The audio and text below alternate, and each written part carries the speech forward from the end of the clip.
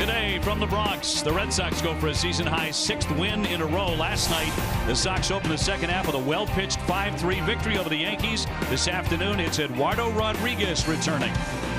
Hi, everybody. Welcome back to Yankee Stadium. Great to have you. I'm Dave O'Brien. My partner, Jerry Remy. Gary Striewski will be joining us in just a couple of moments. And, Jerry, the Red Sox are winning because they're getting good pitching. They did last night. And the charge for Rodriguez today is to keep that rolling and return to form. Well, it certainly is. And, you think about what this guy's been through so far this year. The bad knee in spring training, I think, threw him all off. He was concerned about the knee for a long period of time. He was not able to get in shape because of the bad knee. And then it was a slow process to get back to the big leagues. It didn't go well for him. You look at the comparison of numbers from a year ago. I mean, this guy can pitch. 10-6 with a 3.85, 255 batting average against, and you see the numbers for this season, not even close. So the Red Sox hope the second half he gets somewhere back to the 2015 form. Now, what we look for today is a little bit of a change mechanically, which they've worked on down at Pawtucket. We'll show you as the game goes on the changes that he's made, and it's a pretty basic change with his glove.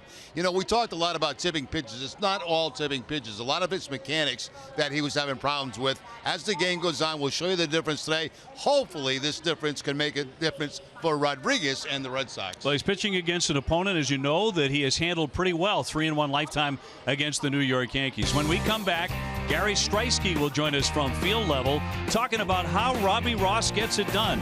Not necessarily pitching, the catching of those home runs in the bullpen when we come back for Game 2 at the stadium.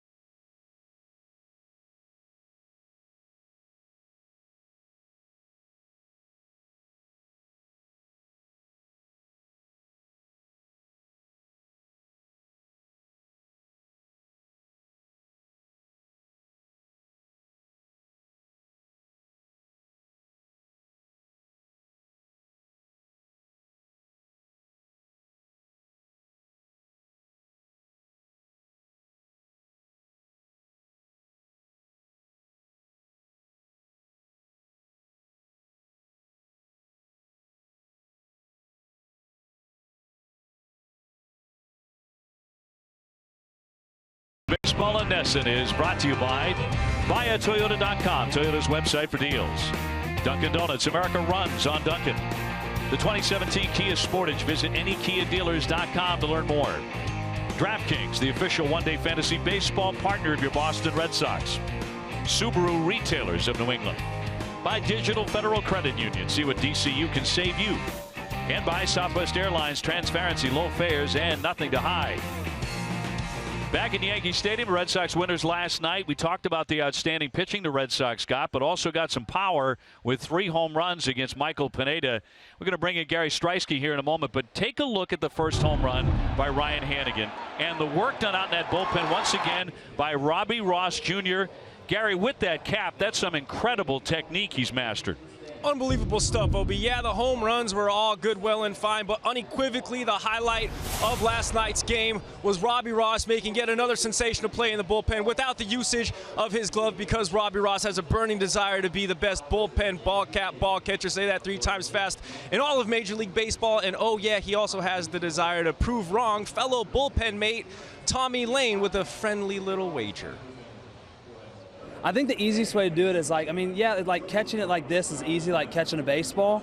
But for some reason, when I see it coming to me, I almost line up like I'm a hitter. Because then I can absorb it easier. Because if you try to just catch it straight up, it's just going to rip out of your hand. So almost like when you see it, you're just trying to like wheel it in. It's kind of funny. I mean, you can do it as catching, but like since like when I was a hitter, it was easier tracking a ball. Like if you're throwing it to me from here, I can see it coming and catch it like this. I didn't know there was so much technique behind the hat catch, but I thought you caught it with the right because the left hand is your bread and butter, man. So you don't want to hurt that thing. But all right, I'm gonna stop wasting your time. There, you know. You do have a lot of room. What size is that lid? That's 7 and 3. That's a big old dome. Oh, dude. I expect you to be rocking like the 8.5 just so you can get that extra circumference. All right, here we go. I'm gonna stand over here and I'm just gonna give you a light toss. It's as simple as this. Robbie Ross is chilling in the bullpen. Mookie Betts goes yard. Robbie sees it off the bat. He says, "Oh, that's money. I'm not Mookie Betts, but I'll show you what's up." So right here, you just track the ball just like Robbie does. Boom. Unbelievable. Just like that. Before the season, I asked him what the goal was with the ball cap catches. He said 4. Currently at 4.5 because apparently the official scorekeeper only gave him a half catch for one of Brock Holt's home runs that hit the top of a fence. So we might need some recounting on that. But OB, here's the hoping we see number 5.5, 6.5, and beyond today. I also hope you explain that wager with Lane a little bit later. The Red Sox lineup brought to you by BuyAToyota.com, Toyota's website for deals. It'll be Betts, Pedroia, and Bogarts, followed by David Ortiz, then Ramirez, Bradley, and Hill. Bryce Brentz is in left today. Sandy Leon is the catcher. The Yankees starting pitcher is brought to you by McDonald's. I'm loving it. It's CC Sabathia. He's 5-6 at .377 earned run average. The Yankees defense is brought to you by DraftKings. They are 8th in the American League, 49 errors in 89 games. Chase Headley will be at third base. Didi Gregorius is the shortstop. Stalin Castro at second. Mark Teixeira, the first baseman. Left to right, Brett Gardner, Jacoby Ellsbury, and Carlos Beltran. And Brian McCann doing the catching for Sabathia. Here are the umpires. They're brought to you by ToyotaCertified.com as Jerry Davis behind the plate. Carlos Torres, Rob Drake, and Sam Holbrook around the bases.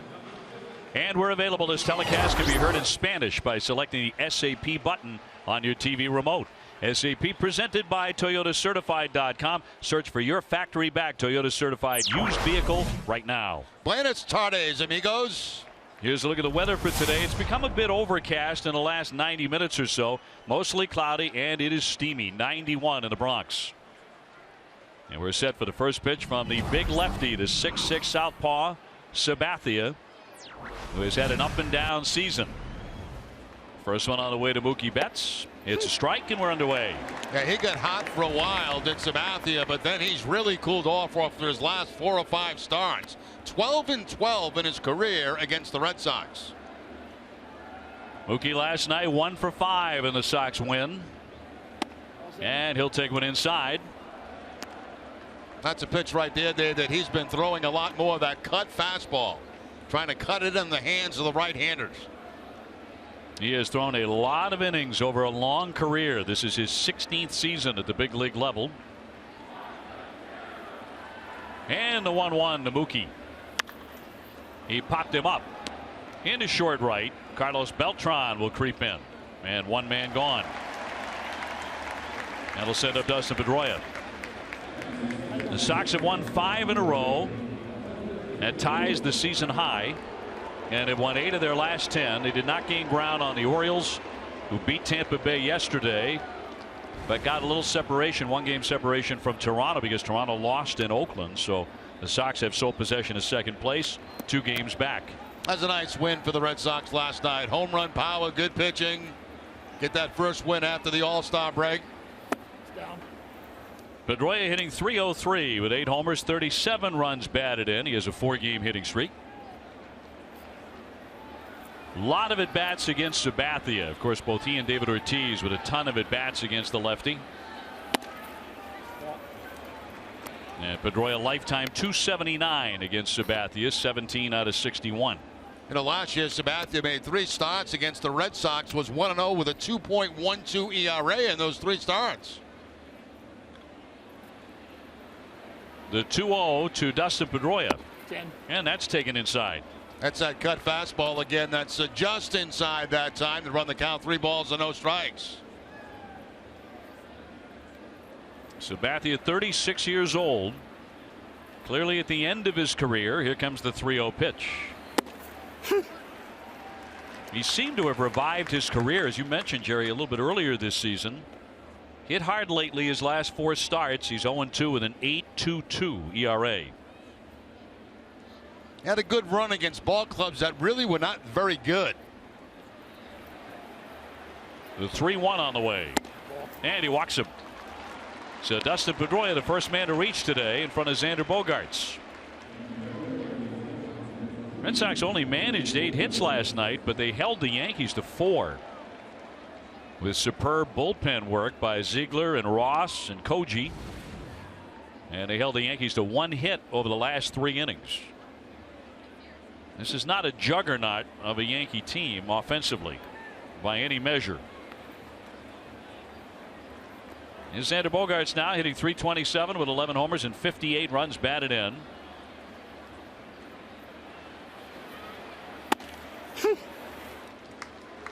Xander hit one of the 3 Red Sox home runs last night as he turned on a pitch inside and drove it out of the ballpark down the left field line. That was an incredible swing by Bogaerts last night. That ball had to be 6 inches inside. Somehow he's able to keep the ball fair, pulling it down that left field line. The 0-1 and a double play ball. Gregorius on to Castro, onto Teixeira. They turn 2, and that's all for the Red Sox here in the first inning. Nothing doing. Yankees coming up in the first. No score.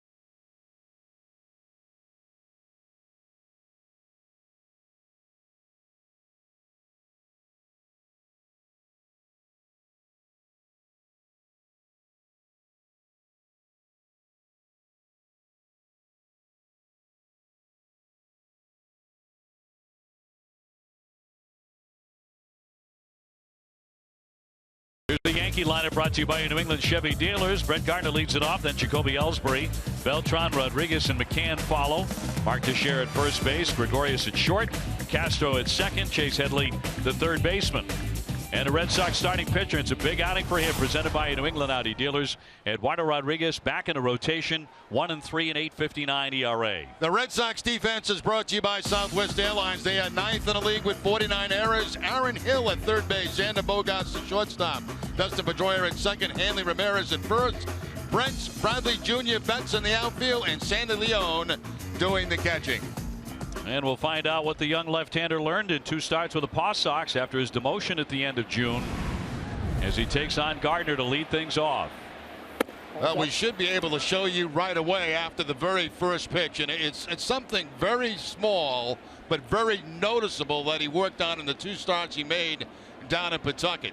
At the decision of the Red Sox. Socked into left center field. That's going to drop down for a base hit. So Gardner is on. And Ellsbury up next.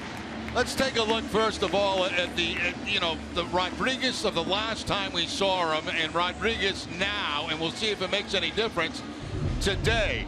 Now we see on the left, the last time out, his hands start high, then they drop to his belt, then back up. Now he wants to keep his hands strictly up high in the windup.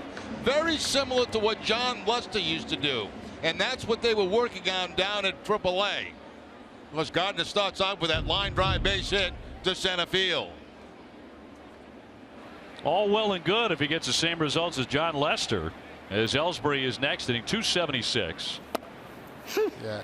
With 4 homers and 29 runs batted in. Of course, Rodriguez was shelled his last time out at the big league level against Tampa Bay. A horrific outing, facing a team that had lost 11 in a row, and he was blitzed for 11 hits and 9 earned runs in just 2 2/3. And a high pop-up behind third, shallow left, backing out Bogaerts, coming on Brentz, and Bryce Brentz will make the play in fair ground. Those two almost collided there, but Brentz makes the play. So 1 away.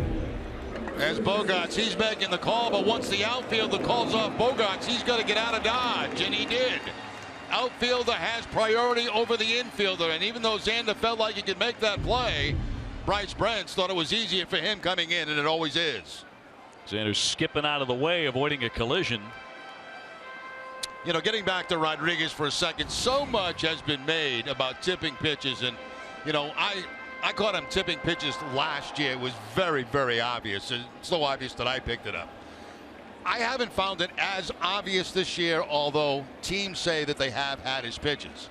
Now, that's one of the reasons they've changed his glove position to try to keep it up high and not drop down.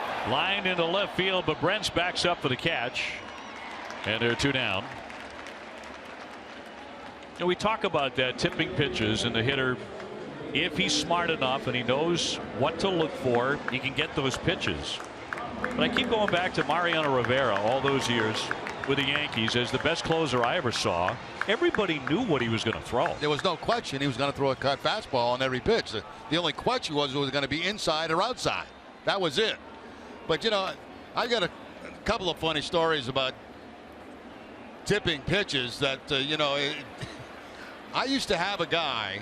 A-Rod the batter, and he grounds a foul. I used to have a guy in Minnesota. His name was Dave Goltz, and I used to hit him very, very well. Then I found out he was tipping his pitches. After they told me what he was doing, I couldn't hit him anymore because every time I knew he was going to throw a fastball, I swung no matter where it was. Right. I wish I had never learned that. In the end, it's about stuff, isn't it? I mean, I know that if you know he likes to throw the fastball in this particular spot, you can see it with something with the glove. Hard hit right into the belly of Hill. He'll throw to second and get the out. So despite giving up that rocket single to start it, he gets the next 3 men in order, and it's 0-0 after 1 in New York.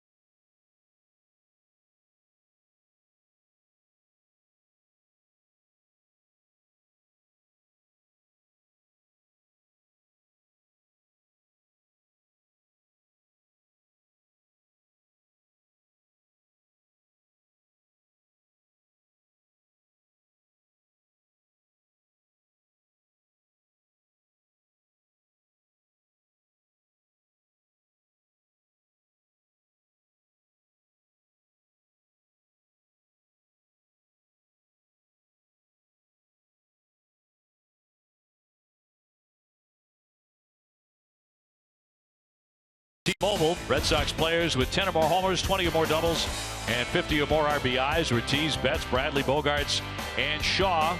Travis Shaw with a home run along with Xander Bogaerts last night.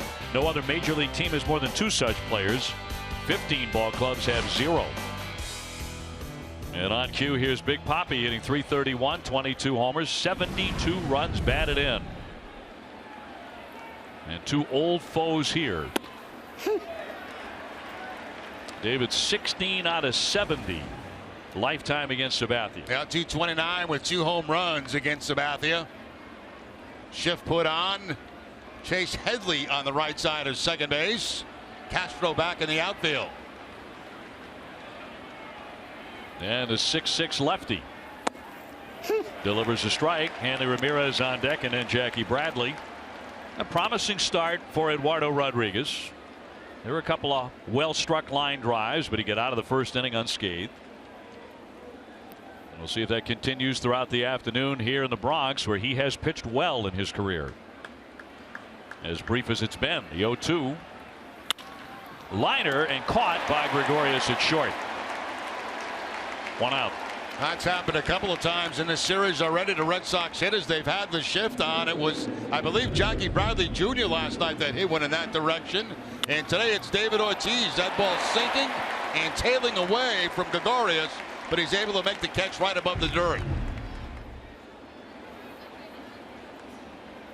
So Hanley Ramirez next at 287, 8 home runs. He's driven in 48 runs, but 353 against left-handers.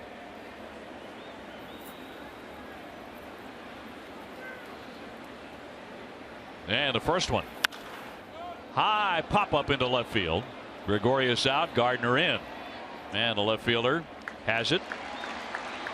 2 fast outs.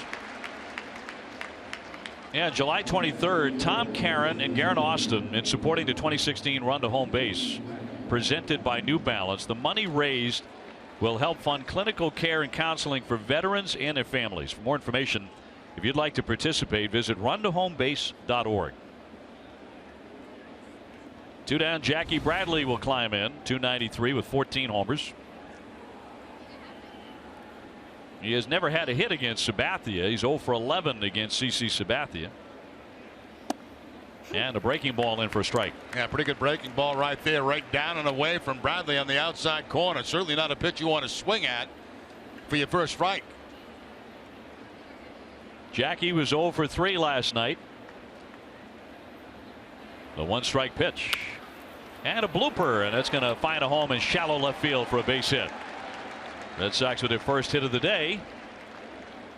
That's generally what happens. You know, as Dave mentioned, he's 0 for 11. They go a fastball inside. They actually jam Bradley, but he just bloops it out in the left field. The shift is on. Nobody can make that play right there. And Jackie finally breaks that 0 for 11 with a little blue base hit to keep the inning alive with 2 outs. And brings up Aaron Hill, who gets the start at third base today with the lefty going. So Travis Shaw sitting, at least at the outset. Travis hit a bullet of a home run last night here. Hill, one of the new Red Sox acquisitions, right in front of the All-Star break. He's a very popular guy, regardless of the team he has played on. Most recently, Milwaukee. Very well liked in the game. He made 3 straight starts after the trade from Milwaukee before the break. And last Sunday he made a spectacular catch against Tampa Bay. Great diving stab to his left. I got to tell you right now, the velocity is surprising me a little bit from Sabathia. 93 with the last fastball. I mean, I've seen games over the last couple of years where he's barely touched 90. Used to throw 97. That's several years ago, though. Here's the 0-2 to Hill. And a liner foul. They're talking about Hill, you know, and it's guys like that who are veteran players who get taken by a team like the Red Sox and really accept their role. They know what it's going to be. It's not like a young player who's trying to become an everyday player. You know, they've been there, done that. Now it's the point of trying to help out a ball club with a pennant. He's a 2-time Silver Slugger winner. So as an everyday player in the past, he's been very productive with that bat. The 0-2. Got a piece. Jackie Bradley aboard at first base. No score here in the second inning. That's that cut fastball again from Sabathia. That time it got in on Hill, and he was fortunate to foul it off. You see that little cut right there, and that's fooling Hill a little bit on that last pitch.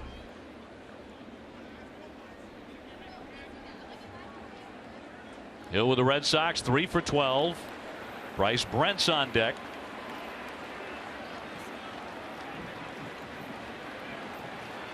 And Sabathia with the 0-2. Ball right here. Red Sox so far this season are 5-2 against the Yankees. And the Sox are the only visiting American League team in new Yankee Stadium that has a winning record here. 36-34 in a new place.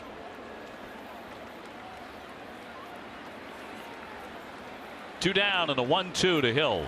On the swing. Waved at and missed. Down he goes. Strike 3. First K in the book for Sabathia. The Red Sox strand a base runner after 1.5. Still no score.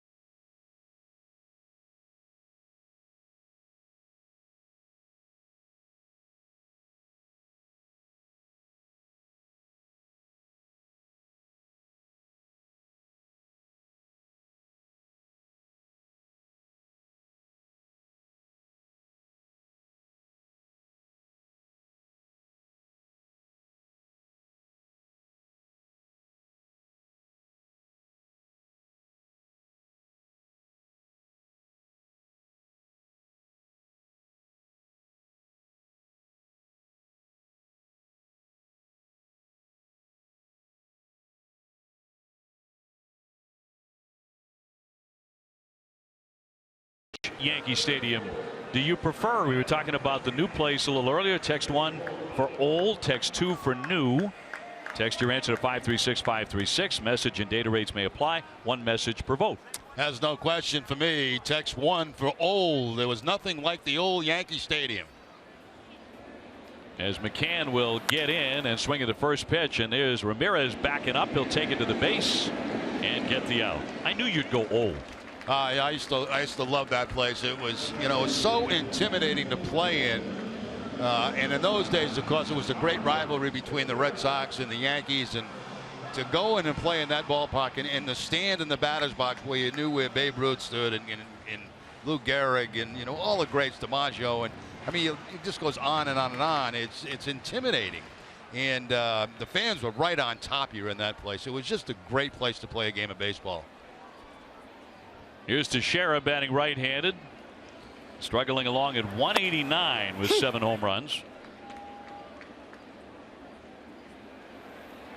He had a quiet night last night. He was 0 for 4. 36 years old now. And can still play an excellent defensive first base, but his contract expires at the end of this season. Tore some cartilage in his right knee in June. It's been a poor year for him, so you have to wonder how much longer he's going to go. He did hit 31 home runs last year. Different story this season as he hits a little trickler, and Eduardo Rodriguez will gather that and get him. 2 up, 2 down.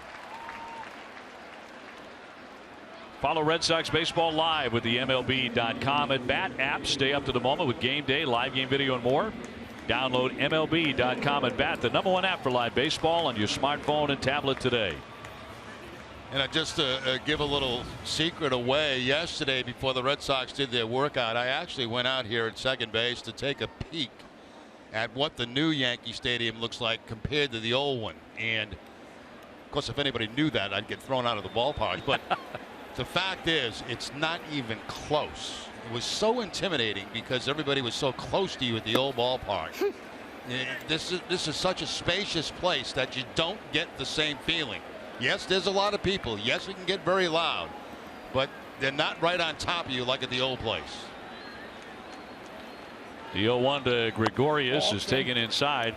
The old place, it felt like it was breathing, you know. Yeah, all over you. All over you. New York style. It was. Here's the 1-1 pitch. And he missed down low. Gregorius a .295 average with 11 home runs. That's a career high for him. Last fastball, 94 miles an hour for Rodriguez. Trying to make it a 1-2-3 second in the second inning. Waved at and missed. 93 on the gun.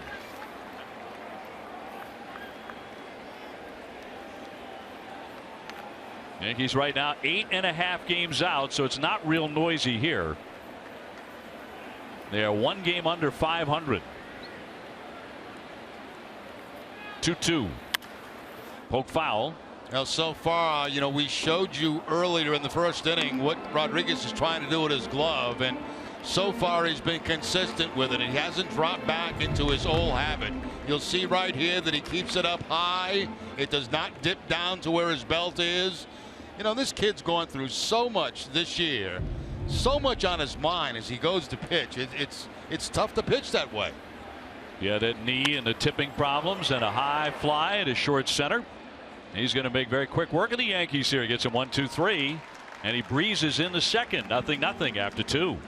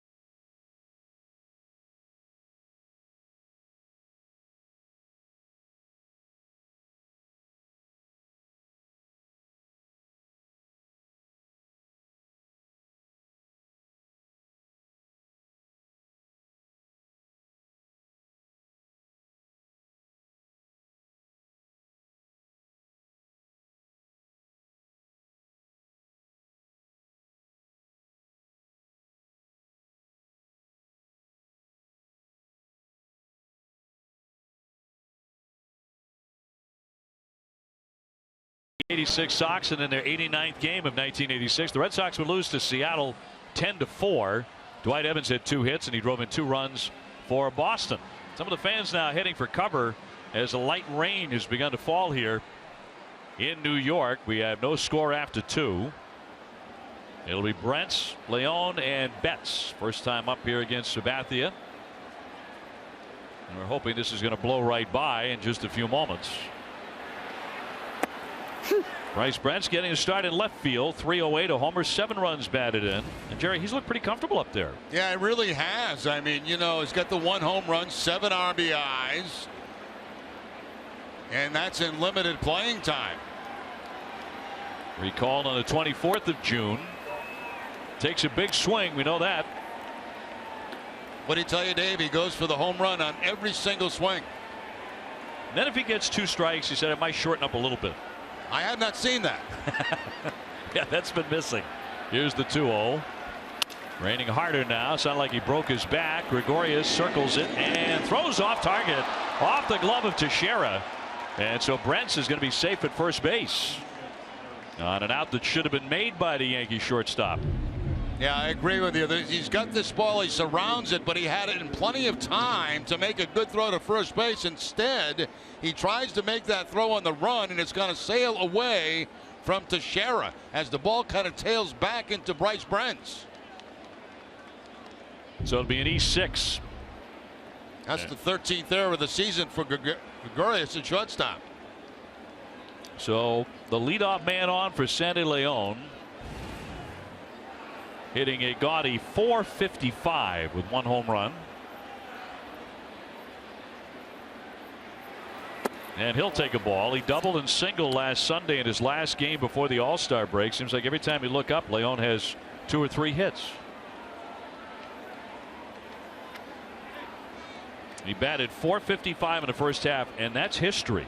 The highest batting average ever prior to the All-Star break from a batter with a minimum of 50 at bats.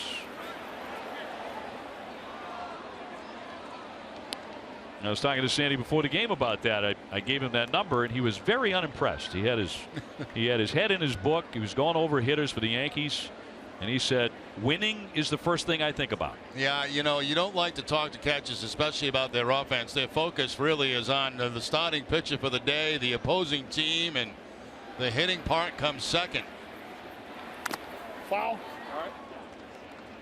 On deck, Mookie Betts. DraftKings is the official one-day fantasy baseball partner of the Red Sox. Experience the thrill of playing on DraftKings right now. Play free daily using the promo code NESSON at DraftKings.com. 0-0 here in the third. The rain has let up. And we're not being advised that we're going to get crushed with a big storm here. Right now, more of a nuisance as that one is tagged and caught by the leaping Headley. Back to first, but not in time for the double play.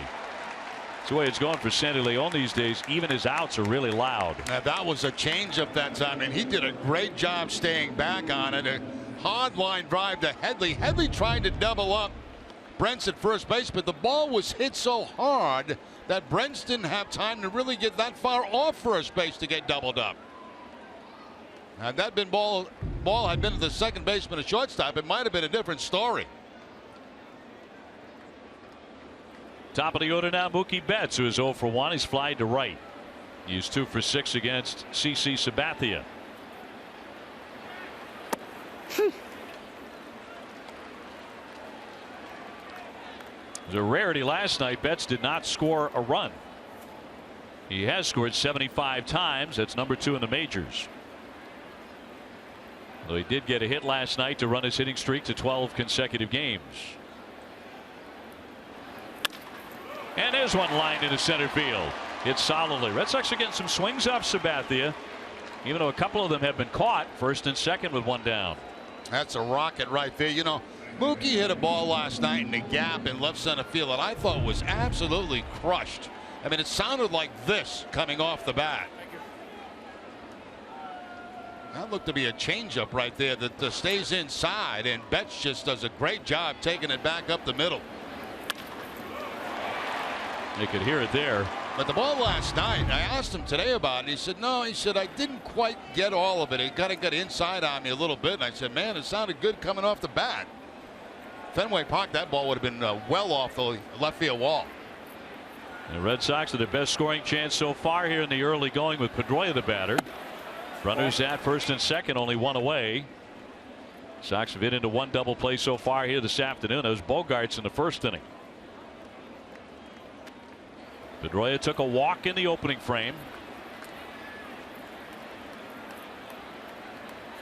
It's been a healthy run for Dustin Pedroia. This is the 87th game that he will have played in. All of last year, he only appeared in 93 games because of the hamstring injuries.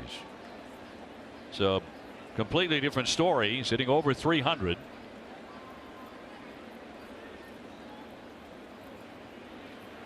He's about a 300 lifetime hitter against the Yankees. Outside, and the count 2-0. See the second baseman and shortstop double play situation. They have to come in a little bit. If you stay back at your normal spot, you're probably not going to get a double play, so you have to give up something. And what you're giving up is some range by coming in 2 or 3 steps, but you've got to do it to try to get the double play. Brent's at second, Betts at first, and a 2-0. He missed again. So now it's 3-0 on Pedroia with Bogaerts waiting on deck.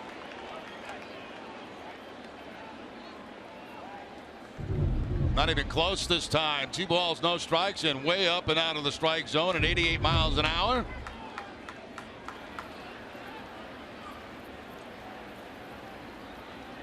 The 3-0 taken all the way, and that is outside, so he's walked him on 4 straight. That's the second time he's passed on Pedroia. And the bases are going to be all loaded up here for Xander Bogaerts. So a chance for early damage. McCann out for a visit. You know, the last 3.5 seasons with his knee injuries and the publicized battle with alcohol issues, Sabathia has gone 28-33. He's been a very mediocre pitcher. You know, the Yankees are loaded with guys like that. Big contracts and aging. And not necessarily gracefully. Bogaerts hit into a 6-4-3 double play in the first inning. Time. And he hit one of the 3 Red Sox home runs last night. Off of Michael Pineda. Hannigan and Shaw hit the others.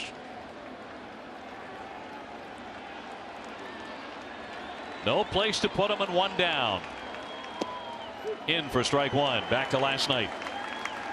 Xander Bogaerts last night gets a pitch that's inside, and I'm telling you, it's one of the better swings that I've seen all season long. How he kept that ball fair is incredible.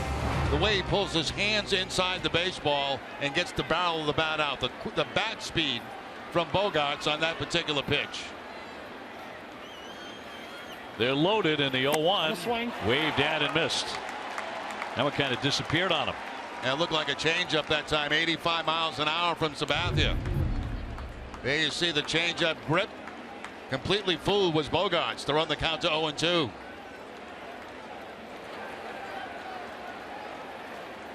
Nice play by McCann also to keep that ball from going by him and giving a gift run to the Red Sox.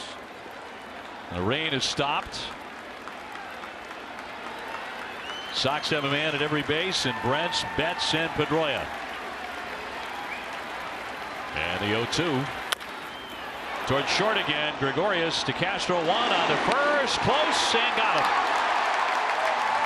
That retires the side, although John Farrell is out. That was a bang-bang play at first base. Let's see if he challenges on whether Xander Bogaerts was doubled up. If they reverse it, the Red Sox have a run. Let's take a look at Bogaerts. Watch his foot. Does it get there before the ball's in the mid? I couldn't tell. The glove was out of the frame there. Yeah, let's see if we can get it from this angle. I think he might have beat that. He may have beat that at first base. Well, the Red Sox will challenge it. And Bogaerts is staying right there at first base. And if they do reverse it, and I'm with you, I think they will, the Red Sox will get a run on the board. Bryce Brents will be allowed to score. So it'll be no double play.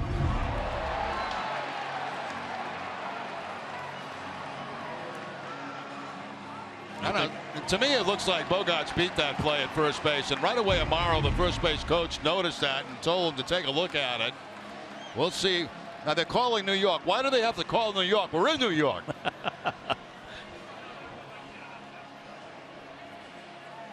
This may not take very long. They already have their hands on the headphones there. Yeah, this is a quick one. Here's your answer. Safe, and the Red Sox have the lead. Bryce Brent's allowed to score, and it is 1-0 Sox. So they overturn the call. John Farrell wins the challenge. Good hustle by Bogaerts. You like to see that. You know, bases loaded. You don't hit one very well. You just kind of top one the shortstop, but you run hard all the way down the line, and it pays off. That's what you like to see. That's the kind of hustle you want to see all the time from every player. And he gets himself an RBI, number 59. So the inning's still alive and kicking. Runners at first and third, 2 down, a run in. David Ortiz lined to the shortstop Gregorius the first time up. He's now playing behind second base in this shift, and it is inside for ball 1. Mookie Betts at third base, get way down that line because you can see where Headley is playing well off the line. So anything that gets by the catcher, you got a chance to score. Make sure you get a proper lead down that third baseline. The 1-0. Swinging a high fly ball down the line, but he pushed it foul.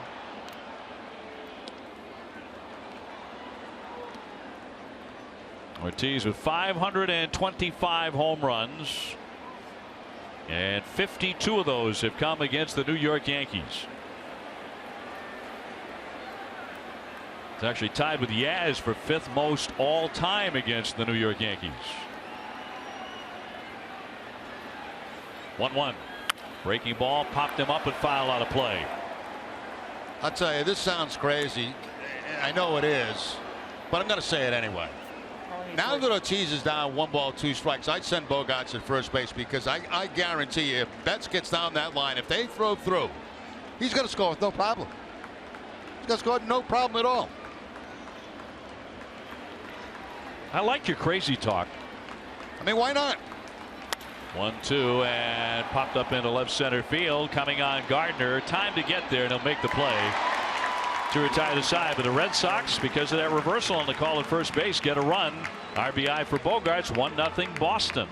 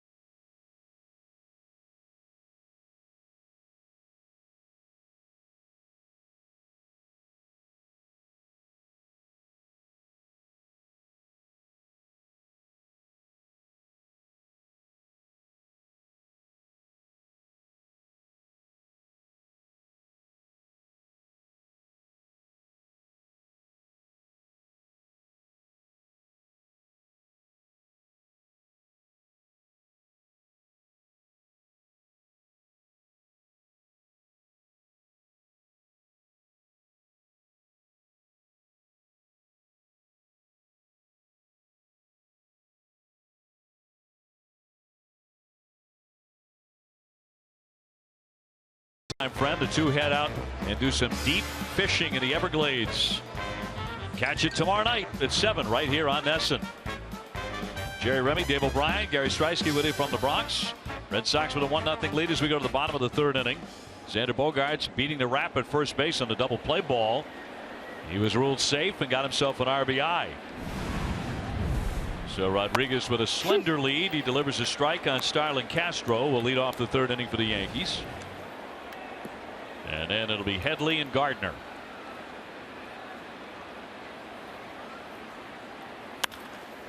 popped up. The first baseman Ramirez in the foul ground. And Hanley makes the play for the out. That's what I'd like to see there, Dave. The fact that he uses his slider some. You know, Jace, how are ya?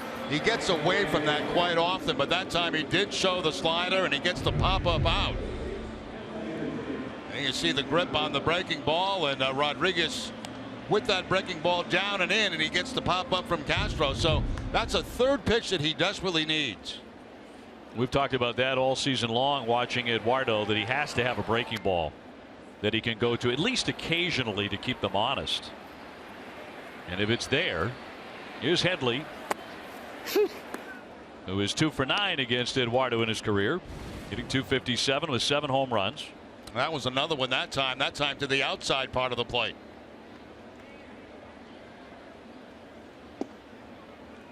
One and one on Headley.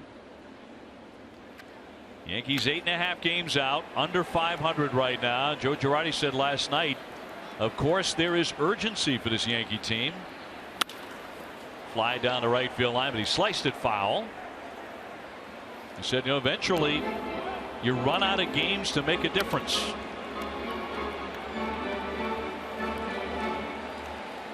The Yankees have not finished below 500 since 1992. When they were 76 and 86 under Buck Showalter. Popped up and playable. Ramirez backing up. Pedroia there. On comes Betts, and Pedroia will make the grab for round number 2. Sox fans looking for the best seats to the biggest games. Check out the official Red Sox ticket resale marketplace at RedSoxReplay.com. It's the best place for season ticket holders to sell their tickets when they can't make it to the game.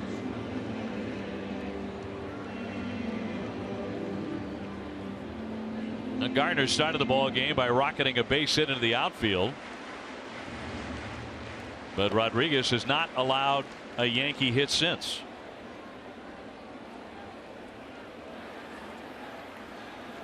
Gardner 2 for 9 against the Red Sox left-hander. And a wave and a miss. Yeah, that's the best slider he's thrown, I think, all year. I'm not, you know, the games that I've seen, this is a good break on here. Good, hard, late break on that slider right there. That's the kind of breaking ball you want to see out of him. Right on the black, too. Would have been a called strike. 1-1 on Gardner. Eduardo's still only 23 years old, something the Red Sox certainly talk about. His youth. He's still learning to do this at the highest level. Yankees may have seen enough of him already, though. He's 3-1 at .222 against the Yankees. Ball. Now we talked, Dave, you know, we started talking about what this kid's been through, and it starts with the knee problem, and that set him back. Then from that point, he has to go to a different windup. That set him back. Then he's tipping pitches. That set him back. Now he's got something different to play with. Ball. And what he needs is to clear his mind, you know, have a comfort game. And be able to get a clear mind, because I have no doubt that this kid right here can help you big time in the second half of the season. I think his performance today is giant for the Red Sox, and a possible trade that might be in the future for another starter. That one hit deep into the alley. It's sailing back there. Back it goes, and she's gone. Gardner with a home run, and that has tied it quickly here in the third inning at 1-1. Well, that's not going to help us clear his mind. Gardner has had 2 at-bats against Rodriguez. He came into the game 1 for 8 against him. He had a hard single in the first inning, and now the home run. They brought the fastball away. It pretty much stays middle, and Gardner takes it out of the ballpark for the home run. See where Leon set up, and watch where the pitch is. He has to reach back for it.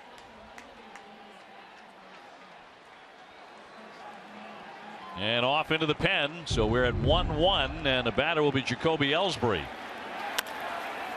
Back to the hill, and Rodriguez will flip on to get him, and that will retire the side, but Gardner strikes.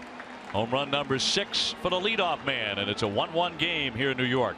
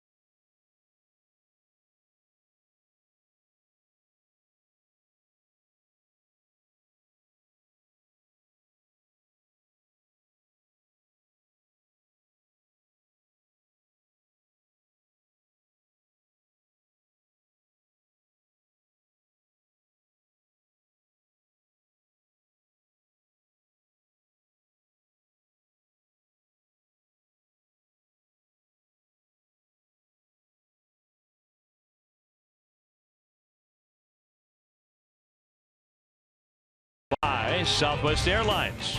Transparency, low fares, and nothing to hide. Tied up 1-1 as we go to the fourth inning. And the leadoff man in the inning will be Hanley Ramirez against CC Sabathia.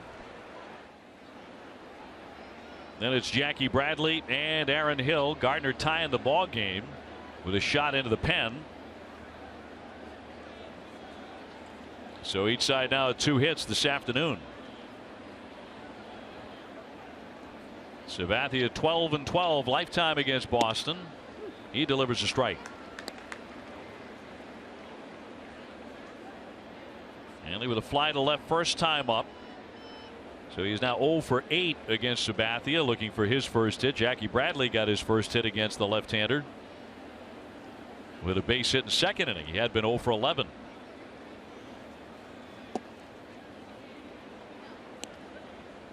Big gap for Hanley in left center field. They're shading Ellsbury toward right field, and you can see that big gap out toward Death Valley. 399 out in that area. 408 to dead center here.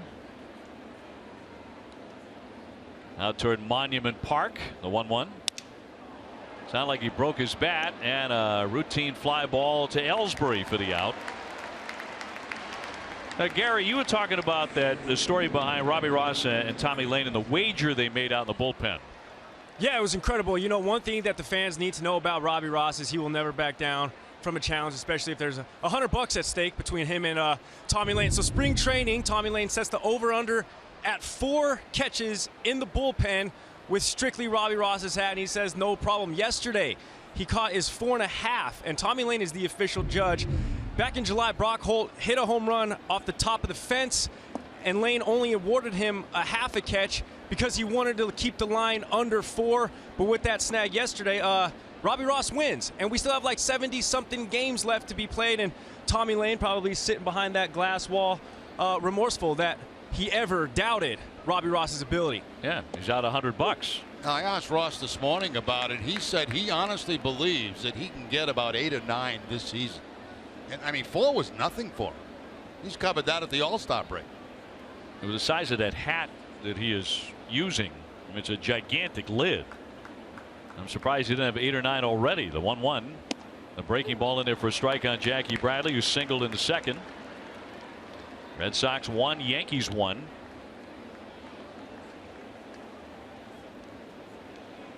Red Sox with 3 home runs last night. And Sabathia with a 1-2 pitch. And that'll miss away. That's a good take right there by Jackie Bradley, because that's pretty nasty. That pitch is very tempting to swing at. You know, you're looking outside against with 2 strikes against that left-hander, and he puts it outside, but just off the outside edge. A few years ago, that would have been like 96 miles an hour. Little dribbler, and that's going to be trouble. No one's going to get to that, and it just barely gets to the dirt on the infield. That's the second hit like that that Jackie has had in this series. That's a beautiful thing. You know, you're in the shift, so just dub one down that third base side. He gets a breaking ball there. Very poor swing by Bradley, but it ends up being a base hit. So in the newspaper tomorrow, when you check it out, or online today, you see he's 2 for 2, and remember the second one just barely reached the dirt. He had a hit like that in the All-Star game too. Yeah. One of his 2 hits. So the Sox with a base runner for Aaron Hill, who struck out his first time up. That's the 3rd Boston hit this afternoon against Sabathia. Hill has not had a lot of success against this left-hander. He is now 3 for 29 against Sabathia. He is the kind of guy that you can play hit and run with. You know, you see him checking down to Butterfield right now. 1 ball, no strikes. That is a hit and run count. We'll see if they try to pull something here.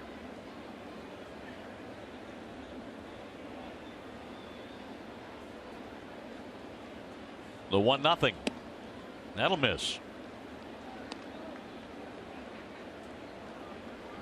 So 2 balls, no strikes. Hill with good power. When he was with Arizona back in 2012, Hill hit for the cycle twice that year. just 11 days apart. Off the end of the bat, little pop up for Castro into right field. 2 down. You can bring your company to a Red Sox game this year and enjoy one of Fenway's special pregame spaces, accommodating as many as 200 guests. For tickets and more information, visit redsox.com/groups. And now Bryce Brentz, who reached on an error, a throwing mistake by the shortstop his first time, and he has scored the only Red Sox run.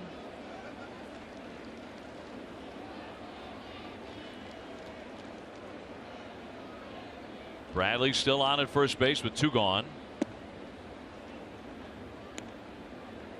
Sometimes when you have 2 outs like this, you see the third baseman Headley play a little closer to the third base line, because what they don't want to have happen is a ball go by him to his right and roll all the way to the corner where the man can score from first base.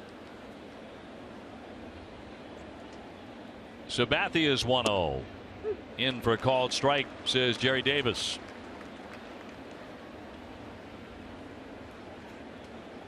After tomorrow night's game, the Red Sox will be back at Fenway on Tuesday for 2 against the San Francisco Giants, 4 with the lowly Minnesota Twins, and then 3 with the Tigers. And the Red Sox are off to the West Coast. 1-1, softly hit. Third baseman charging. Headley with a bare hand throws and will not get him. So it'll be a base hit for Brentz. He's infield singles. Runners at first and second. You know, Dave, last night, if you watched the ball game, we highlighted the mud in front of home plate, and it has really taken effect a number of times in this series already. I mean, that ball just completely slowed down, and by the time Headley gets to it, Brentz is going to beat it out at first base. Makes the play properly with the fingertips, but because it was slowed up so much, he really didn't have any chance at all to get Bryce Brentz.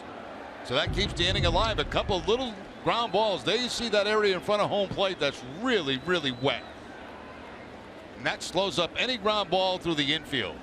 It was wet before the little shower we had. And as you were talking about last night, this is done by the Yankees. Yeah. Because they don't have a whole lot of range in the infield. Exactly. And they want to try to slow up those ground balls to increase the range of their infielders. Maybe backfiring on them, though, a little bit. Here's Sandy Leon, who ripped the line drive, who was caught by Chase Headley at third base first time up. You know, home teams doctor their fields in certain ways, and I can give you a great example. Just remind me, I don't want to do it now with 2 outs and when the Red Sox are about ready to score, but I can tell you a funny story about the way we tried to doctor our field when I was with the Angels. And it didn't matter because we stunk anyway, but we did some funny things. First and second, 2 down. Red Sox tied with the Yankees here, 1 apiece.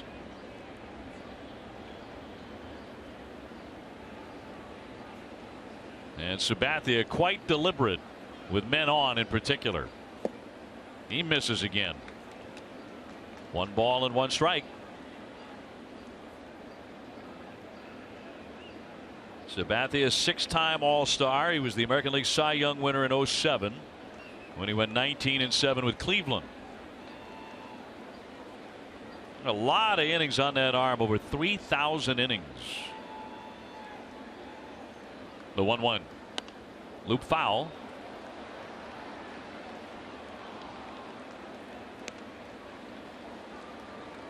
So to count 1 ball and 2 strikes on Leon. Mookie Betts would hit next.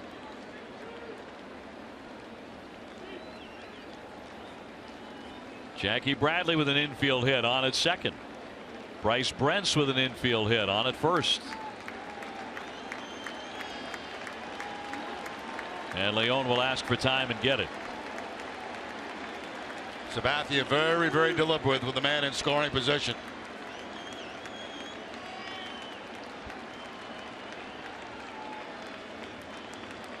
.36-year-old from California takes a sign, and the 1-2. Ground ball through the hole for a base hit. Jackie Bradley's going to score. And he comes, and the Red Sox take a 2-1 lead. Leon keeps on swinging it. Give him his 10th RBI. 2-1 Boston. I told you we're going to score a run, and Leon does a great job staying back on a changeup by Sabathia. This pitch is not an easy pitch to hit. It's down and away, and Leon's able to cover the plate and still able to pull that ball in the hole between third and short. So it all started with a Bradley shift the feeder, a ground ball in the infield, a ball that got stuck in the mud, and then a ground ball between third and short. The Sox will take it. Now 5 hits, and that'll send up Mookie Betts, who has flied out and singled himself to run his hitting streak to 13 in a row. It's been a season of streaks for Red Sox hitters. First and second, 2 away and a run in.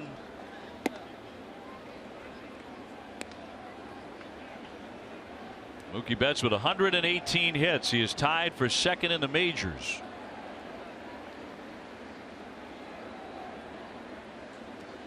So it's Brentz at second, Leon at first.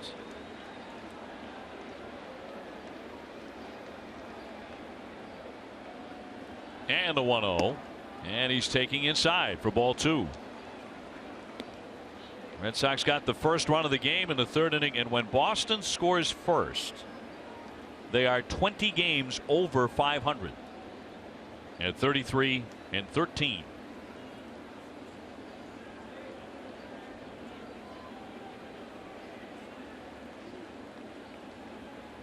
And Sabathia with the 2-0. Went with a breaking ball and he missed with it. That's a pretty good pitch right there by Sabathia. I'm surprised that didn't go his way. Looks like it just barely picks up the outside corner, but not called a strike, and it runs it to 3-0. Mookie might have the green light. Betts hitting .335 his last 56 games. He takes a strike.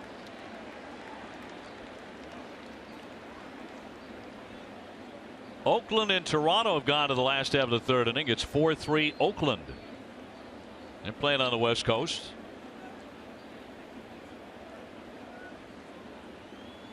Baltimore and Tampa Bay play at 6 o'clock at the Trop. Here's the 3-1 and knocked foul out of play.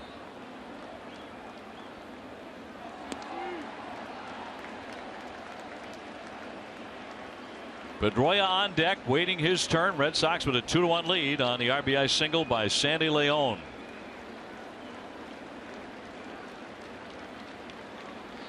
Who continues to swing the bat at an amazing rate. 3-2 now. The runners will be off to the races with 2 down, and he walked him, and the bases are loaded for Dustin Pedroia.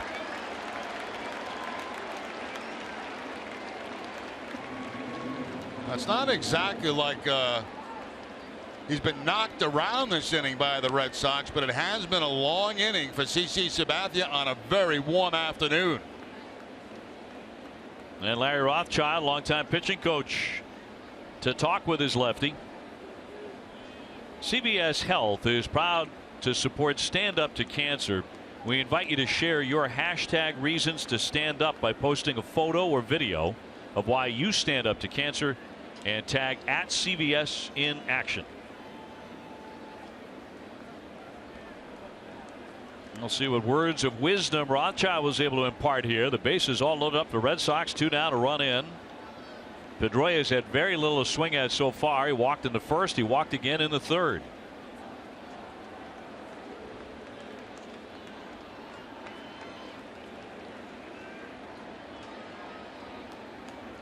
Pedroia 303 with 8 home runs. 2 down and the first pitch. And he's taking ball 1. Well, Pedroia, another guy that's got a big gap out there in left center field. Ellsbury shading him to the opposite field. Hit one of the wall out there. 3-run score. Brentz, Leon, and Betts on the bases. Here's the 1-0. Another one downstairs for ball 2.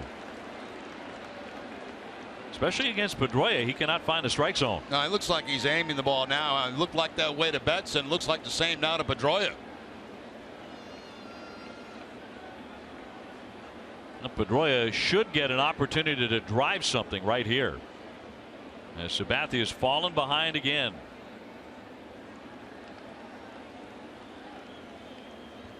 And the 2-0. He's taking all the way, and it's in there for a strike at 93.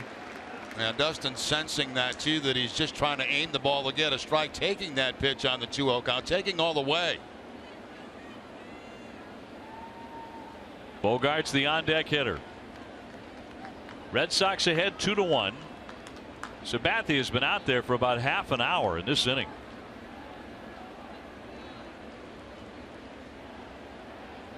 And a 2-1 to Dustin. He takes in tight for ball 3. Boy, can he sit on a fastball right now? 3 balls, 1 strike, bases loaded. Tries the breaking ball too far, way too far inside. Then you see Bogaerts, he's timing it. I love this shot. Looks like 2 guys are at bat. Here's the 3-1 and in there for a strike. He made a good pitch there. You know, 3 balls, 1 strike. Dustin knows he's got a fastball, but he's looking middle of the plate in. Instead, he gets it on the outside corner and takes it. Wise choice. Yeah, that was a pitcher's pitch. Bases loaded and the count is full. 2 down. 3-2. Runners go. And a ground ball to short. Easy stab for Gregorius, and he gets him. So the Red Sox get only 1 out of that, and they leave him loaded. Red Sox in front 2-1 in the middle of the 4th.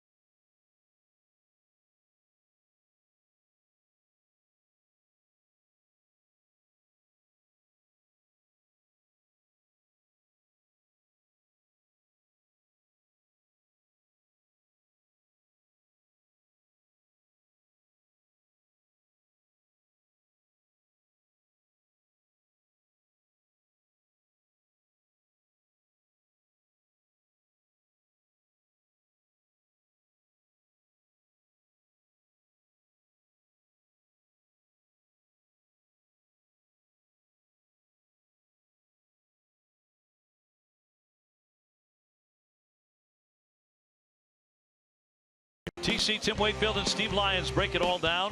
You'll hear from Eduardo Rodriguez and John Farrell. Whatever, whenever, wherever. Who but W.B. Mason? Spike Lee in the house. Famous New Yorker watching the Yankees. And the Red Sox. Sox have a 2-1 lead here in the 4th inning. Carlos Beltran will lead it off against Rodriguez, who allowed a home run to Brett Gardner last inning. Thus far, he's allowed 2 hits. Beltran lined to left his first trip after going 1 for 4 with a 2-run single last night. High fly into right, routine play for Betts. And Beltran is 0 for 2. Alex Rodriguez will climb in next. Ace Ticket is Boston's trusted source for Red Sox tickets with the best seats at the lowest prices to all games at Fenway. Treat yourself or someone special by visiting aceticket.com or call 1-800-MY-SEATS. Rodriguez moved up to clean up today against Eduardo Rodriguez, because coming into the game he was 5 for 11 with a home run against him. Hit the ball hard the first time up, but right at third base. Only hitting .221 coming into the game with 8 home runs. And not playing all the time anymore. He'll be followed by Brian McCann. This is the heart of the Yankee order. And that'll dip down low to make it 1-1.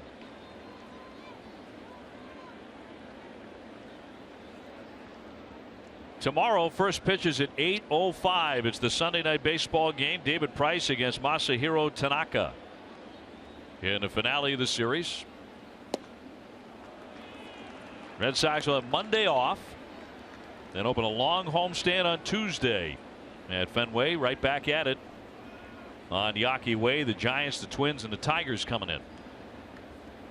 Well, Rodriguez very late on that last 93-mile-an-hour fastball.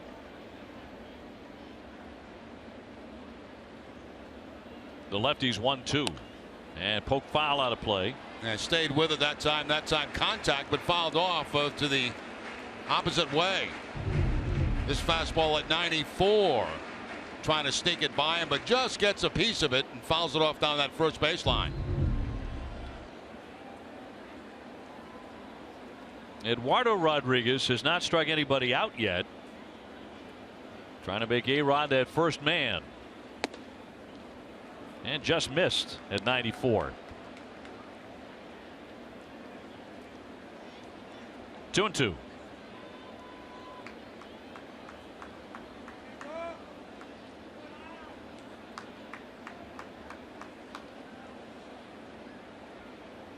One out, bases empty. Going to try the slider down and in. Now 3 balls and 2 strikes. He wanted that strike. Yeah, that's a pretty good pitch right there. Pretty inconsistent has Davis been behind the plate so far in this game today. There's the slider. Looks like a good spot. Of course, the way the Leon caught it against the dirt didn't make it look very good. They'll try again. Here's the payoff pitch. And he walked him. Almost the identical spot, just a little bit lower. You can tell he's a little bit upset by the previous pitch that he did not get, and he winds up walking A-Rod. You see the difference. You know, the pitch before looked to be a strike, but the way that Sandy Leon caught it was almost going down, and it looked like it hit the dirt. And I think that's why they didn't get the call. The next pitch, I don't think was quite as good, but still close enough to be called a strike. Here's the one that I thought they had Rodriguez struck out on. That's the last pitch, excuse me. That could have gone either way also.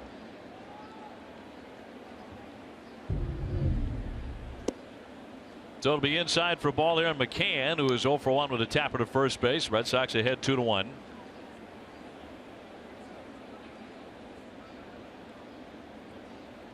McCann with 14 home runs, still has pretty good power.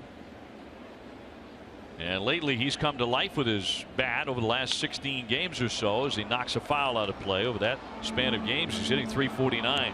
Yeah, the Red Sox are one of the few teams that play the shift the way they do with Bogaerts in on the grass. We've highlighted that. We did last night. We're doing it again this afternoon. In case there's any kind of push bunt down the third base line, at least from that position he's got a chance at it. Now with 2 strikes he'll drop back.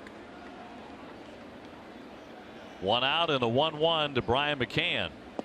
That'll miss. McCann tied for the major league lead among catchers with the 14 home runs. Since he became a Yankee, since he left Atlanta, he's hit 63 homers, and 42 of them have come here at Yankee Stadium. Makes a lot of sense with that short porch in right, and he hammers that one foul. I'm just thinking a ground ball to second base right now with Pedroia, and Bogaerts in on the grass, which now he'll move back with 2 strikes. As you can see, he's doing it now. But if he had been in the grass and a ground ball went to Pedroia, that would have been a weird angle for him to get to second base to try to get a double play. We were talking about last night how far off first base against several hitters Hanley Ramirez was playing. He was playing closer to second base. Yeah, especially against Alex Rodriguez. Rodriguez with a 2-2.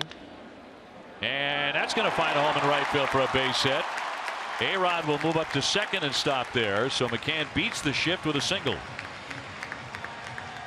That looked to be the slider that time from Rodriguez, and a good job of hitting by McCann. He's kind of fallen his glove. I mean, I want to see the slider. I want to see more of it, but it's been a lot of them to the last two hitters. He eventually walked Alex Rodriguez on the slider. That time it was a slider to McCann that stayed out over the plate. Then he hits for the base hit. So the Yankees put runners at first and second with a man out, and Teixeira, the batter, he's 0 for 1 with a comebacker, which Eduardo Rodriguez would love again. Teixeira, like Jason Varitek and Nomar, is a Georgia Tech man. It's easy to forget he played for the Atlanta Braves for a couple of years. And he fouls that one in the air out of play for a strike. 07 and 08 he played for Bobby Cox with the Braves. Native of Greenwich, Connecticut. Red Sox ahead 2-1, fourth inning.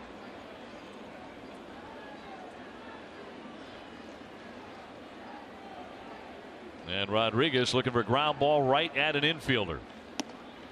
In tight for a ball. You know, one pitch that he's not thrown very much this afternoon is the changeup. He's pretty much been fastball slider so far today. Not too many changeups at all.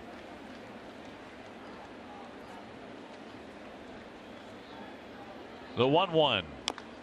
Fouled it off himself, and he's in some pain. Teixeira quick to get up, trying to walk that off, but he's in agony.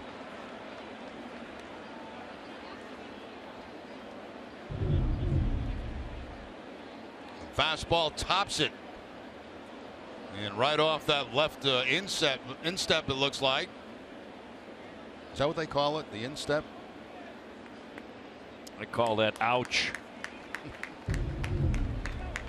I don't know what I'm calling it, but it's something down there around his foot, on the inside of his foot. Inside of his foot works for me. He wishes it was off the shin guard. Still grimacing. The Sox have had a couple of guys do that recently, and you just don't want to see the replay on it, you know. Hanley did it. Travis Shaw did it. They really did it. Hanley needed a couple of days to get back right around the All-Star break. So 1-2 on Teixeira. 1 out, 2 on. Red Sox ahead 2-1. And now 2-2.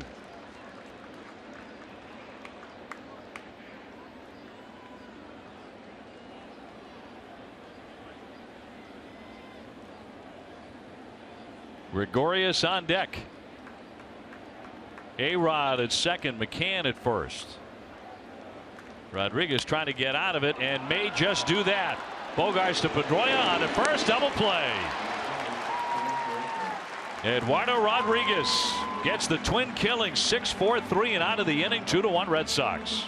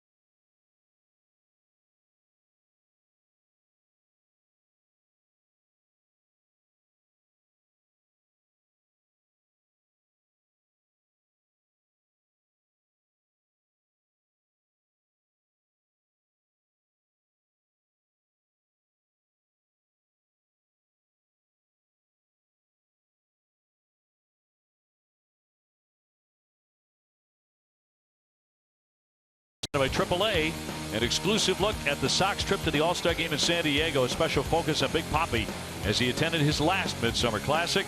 As tomorrow at 8, only on NESN. Jerry Remy, Dave O'Brien, Gary Striewski with you back here in New York. Red Sox with a 2-1 lead. Getting a big double play that Xander Bogaerts just started moments ago. And at the plate, he's 0 for 2, but he has driven in a run. That was on a play where the call at first was overturned and he was ruled safe. Initially, it was ruled an inning-ending double play. They got the call right once they overturned it. He was safe. Yeah, excellent hustle by Bogaerts getting down that first base line. Ortiz will follow, and then Hanley Ramirez here against Sabathia. And the 1-0. Trickled foul.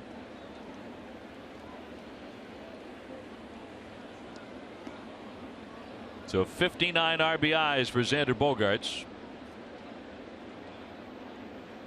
He was hit 11 home runs, including one last night. He had 7 all of last year. And Sabathia with a 1-1.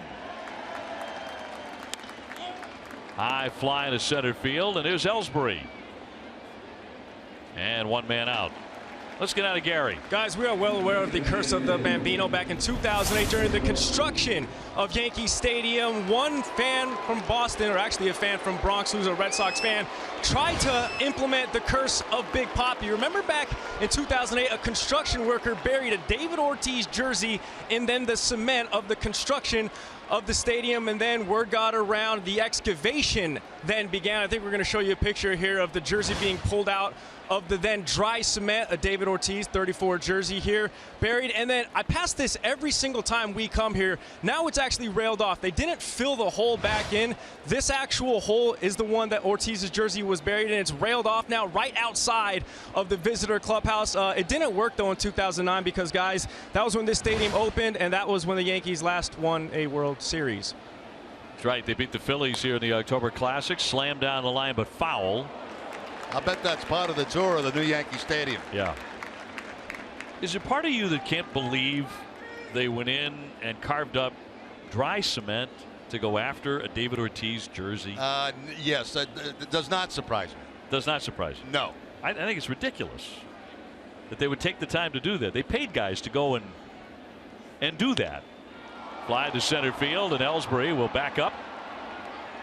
And 2 down for the Red Sox with Hanley Ramirez due up next. Stay right here after the 3rd out of this inning for a special behind-the-scenes look at what happens in between innings. You know, Dave, we're talking about doctoring the field, and I mentioned that when I was with the Angels, this is my rookie year in '75. We had a team that was terrible. All we could do was run and bunt. I mean, we had like 9 leadoff hitters in the lineup. So what Dick Williams did, he had to move second base 6 inches closer to first base. And so when you stole second base, it wasn't really 90 feet. Move the base closer. Actually, they actually tailored the field so the base was 6 inches closer to first base for all the guys that could steal on that bag, and nobody ever caught it. Ramirez 0 for 2. So all season long, there wasn't a single umpire. Nope. It came up to you at second base and go, Jerry, there's something wrong there. Not one. Not one. It was like that for a whole season. And the other thing, the baselines where the chalk is was like a gutter. In bowling, you could not bunt a ball foul at Anaheim Stadium in those days. So you must have had a lot of bunt hits. Yeah, I did. Had a lot of stolen bases, too. As Ramirez takes outside. And, of course, you guys won the pennant. It was an amazing year. What a great success story. Oh, yeah. We won the pennant all right. We were way out of it by now. So it made absolutely no difference. No, not for the club we threw out there.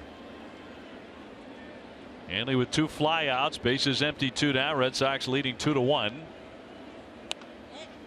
And blue foul back out of play. I bet most fans would be horrified to know how often stuff like that happens. Well, you know, Wade Boggs was so convinced that in Kansas City the mound was closer than 60 feet 6 inches that he wanted me one time to go out and measure it with him early in the morning.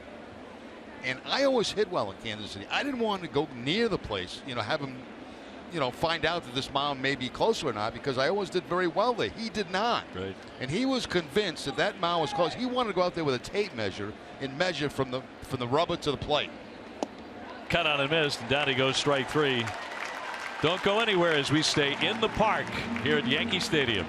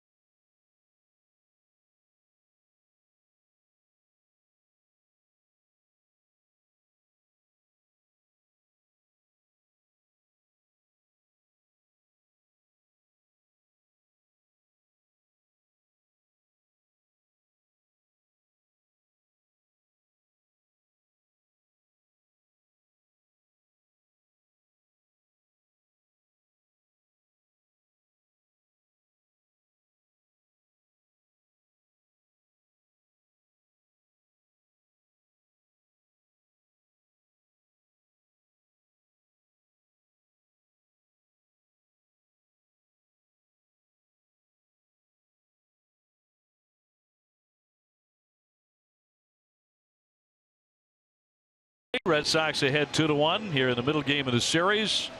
After the Sox took the opener last night. First game after the All-Star break with a very well-pitched 5-3 victory. Getting good pitching again today, so far anyway, from the left-hander Eduardo Rodriguez. And a huge test for him coming back up from the Paw Sox. He'll get Gregorius, Castro, and Headley, the bottom 3 in the Yankee order here in the 5th. And the first pitch will miss for ball 1 on Gregorius. 0 for 1 with a fly to center field. Didi Gregorius, the man who took over for Derek Jeter at shortstop here in the Bronx. He was born in Amsterdam, but he grew up in Curacao, part of the Kingdom of the Netherlands, just like Aruba. And he was teammates with Xander Bogaerts on that Dutch team that was knighted several years ago after they won an international tournament. So these two former teammates know each other very well. Gregorius having a good year. He started the day hitting .295 with 11 home runs. Got jammed there in the count 1-2.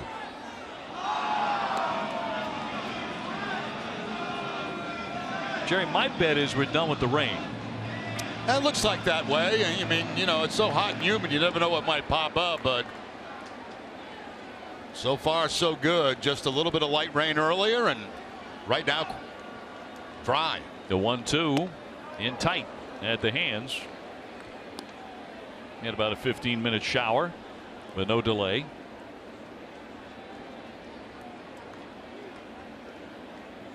Last year, Eduardo Rodriguez became the first Red Sox pitcher to beat the Yankees 3 times before turning 23 since 1969. Golfed into right field. That one headed for the wall. It'll take a skip up into the fence. Here's Betts turning, firing, and will not get him, and that'll be 2 bases for Gregorius. You know, I think that was a changeup. I'd like to see it again, but I believe it was a changeup. It was, and I don't like that pitch at all against Gregorius because left hand is basically down and in hitters. And you throw him something off speed, down and in, you give him a chance to pull the ball. I mean, my thought against a guy like Gregorius would be stay away with fastballs and sliders. He doesn't throw many changeups today. He throws one there and gives up the double. 17th of the season for the Yankee shortstop, and here's Castro, the second baseman. Castro will be trying to move the ball to the right side. In for a strike. Or at least he should be trying to move the ball to the right side in a 2-1 ball game. Nobody out. Man at second. He's popped up foul to first, his only plate appearance today. Acquired from the Cubs in December. Hitting .257, 10 home runs coming into today. Here's the 0-1. 1 ball, 1 strike. So the tying run at second base for the Yankees. Thus far, 4 hits off of the Red Sox lefty. The Red Sox have 5 against Sabathia. And the 1-1. Liner and caught. No chance for a double play. Gregorius scampers back to second, but 1 man out. That's a lousy at bat right there by Castro. You know, maybe that's why the Yankees aren't playing so great. You got a little situation baseball. You got a man at second base, a 2-1 ball game, nobody out. Should be trying to hit a ground ball or something to the opposite field. Didn't even make an attempt at it. Hits the line drive right to the shortstop Bogaerts, and the man stays at second. I mean, that's not even an attempt to go the other way. Yeah, he got in there with the intent to pull it. Popped up down the right field line off the bat of Headley and off into the stands. He's 0 for 1. Red Sox with a 2-1 lead in the 5th. And you really have to wonder about this Yankee team if they have a bad homestand, and they have every opportunity to have a bad homestand because of the caliber of teams coming in. Red Sox, Orioles, San Francisco. When they're going to start to trade off pieces, when they become a big time seller perhaps, and maybe someone like an Aroldis Chapman or a Carlos Beltran will leave the Yankees. 1-1 the count. You talk to people around here, the media that covers the Yankees, and they think everybody's gone. I mean, but who's going to take some of these contracts? Jacoby Ellsbury is a great case there. He's signed through 2020 at big money. They're not going to find a taker there. The 1-1 and popped him up, but fouled back out of play. That's a good pitch there by Rodriguez. He gets in tight to Headley, jams him, and gets that little foul ball. But good location with this fastball going inside, not leaving it out over the plate, but actually jamming Headley with that one. Headley's only hit 7 home runs. He had a huge year with San Diego 4 years ago. He hit 31 and drove in 115 runs, but he has not been that kind of player since then. Not close. Still 1-2. This summer, pump up the fun with Irving Oil's $5 million giveaway. 3 ways to play. You can drive away with a Ford Escape, $5,000 in cash, and a grand prize of $100,000. Get your game ticket at Irving Oil today.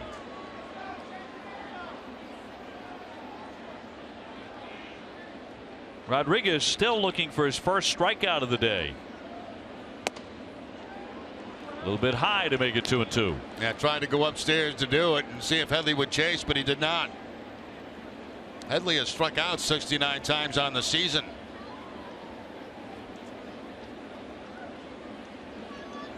Gregorius with that leadoff double, still glued to second base. Representing the tying run for the Yankees, and now the 2-2 to Headley. Bogaerts will be there. The runner will move up. Headley out at first. Gregorius down to third with 2 gone. Now there's a changeup again. Now he's thrown more this inning. He threw one that I didn't like to Gregorius that he hit for the double, but that was a good changeup to Headley. It's going to be away from him, as you can see, and he tries to pull the ball, and the end result is right to Bogaerts at shortstop to get the second out. That is an excellent changeup right there, and as I said, not many of them early in the game, maybe more to come here in the middle part of the ball game. Well, it brings up for Rodriguez maybe the most important moment of the game, and that is Brett Gardner stepping in, who twice has hit it right on the button against him. A single and then a home run into the bullpen. And this with 2 down and a runner at third base. Yeah, look what speed does. It's got Hanley in at first and it's got Hill in at third, even with 2 outs, respecting the bunting ability and speed. of Brett Gardner. Brett Gardner, a little guy with some pop in the bat, though, and he'll take ball one. Back in the third inning, the home run by Gardner got a fastball out over and takes it into the bullpen, the Yankee bullpen. His 6th home run. He hit 16 last year and made the All-Star team for the first time. He's going to have to heat up to get back to 16 this year. And a 1-0. Moves him back. That's the changeup again at 85 miles an hour, but that time we're way inside. Ellsbury on deck. Red Sox 2, Yankees 1, 5th inning. Runner at third base for New York in Gregorius. Rodriguez hoping to keep his slim lead going to the 6th inning. Back to the slider away. And he missed with it. According to the umpire, looked like it was on the corner. Yeah, that's a good pitch. I mean, that's a slider that starts inside, comes back and gets the inside corner. There's nothing wrong with that pitch at all.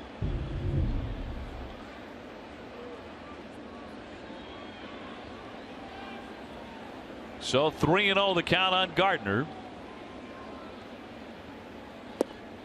And that'll be outside for ball 4. So in the end, he walks him on 4 straight. Have you heard of our new automotive website? Give it a visit at NessonFuel.com and check out the design of the Nesson Fuel sponsor number 16 Ford. That'll be driven by Greg Biffle next Sunday in New Hampshire.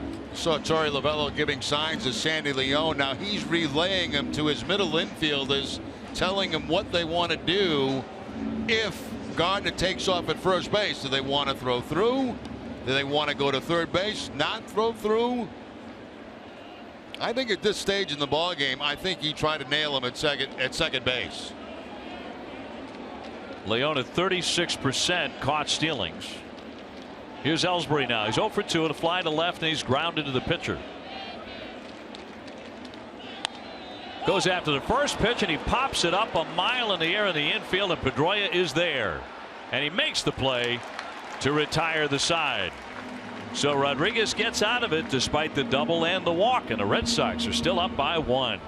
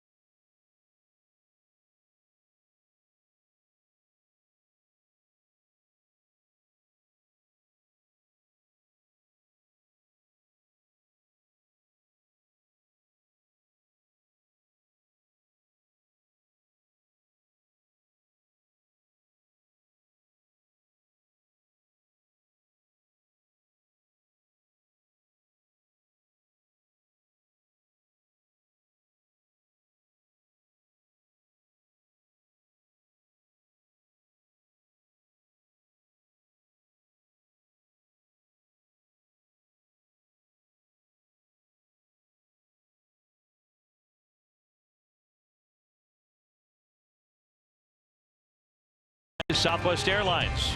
Transparency, low fares, and nothing to hide.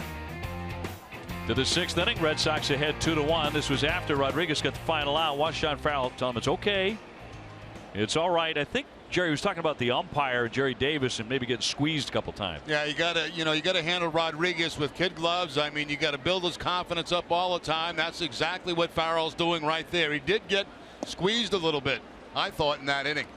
Jackie Bradley lead off the 6th. Red Sox up by a run. Jackie 2 for 2 today with a pair of singles, and he has scored a run against CC Sabathia. Sabathia's walked 3 men. Down into the dirt for a ball. I'll say this for Rodriguez. He's remained consistent in what he's been trying to do today. We highlighted at the beginning of the game. We showed you the difference in his delivery, and he's remained very consistent with it all day long. I think you got to give some credit to Leon as well for making him be that way, a little more disciplined out there, and he's throwing a better breaking ball today than we have seen this year. Yeah, much better slider in this ball game than we've seen, more of them than we've seen for most of the season. Basically, his fastball changeup, and it's a show-me slider once every 3 innings. Came in with an ERA of 8.59 in his return to the big league club, but he's been much sharper today. Hammered, base hit. Gregorius with a dive and a miss, and Jackie Bradley's 3 for 3. So the leadoff man is on. Time for a game break, brought to you by Jordan's, the furniture store of the Boston Red Sox. And here's Tom Caron.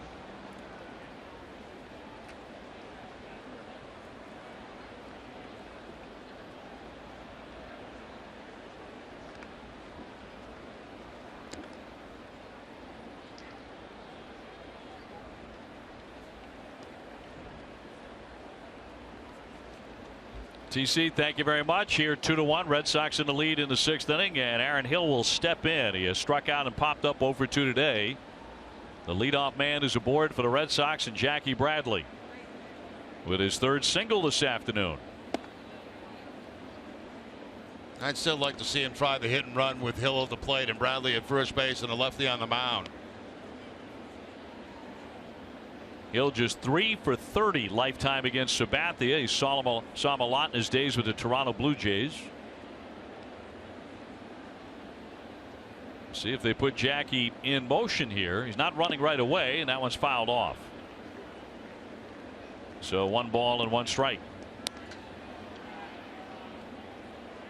One thing about Butterfield that I like is the way he gives signs. Very slow and deliberate. I hate guys that used to rush through signs too fast. He gives a nice slow sign, very easy to pick up.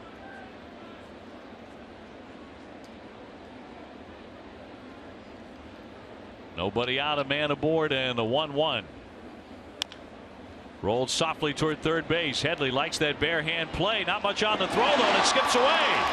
Bradley taking off for third as it rolls up the line a bit. They're going to be safe at 2nd and 3rd with nobody out. He threw a changeup over there to first base. Yeah, I don't think he had a good grip on that baseball when he made the play because he had nothing on it at all going to first base. Here he comes charging in. There's the bare hand, and it's almost like he threw a changeup and bounced in front of Teixeira. Let's see how he grips this ball. He's got it in a pretty good spot right there, but then you see all the fingers on it? That creates drag on the baseball, just like throwing a changeup, and that's exactly what it was to first base. Hit on the dirt pot too, which made it more difficult for Teixeira to make a play on. So it'll be a base hit and an error. Sabathia's pitching line brought to you by your Eastern Lexus dealers.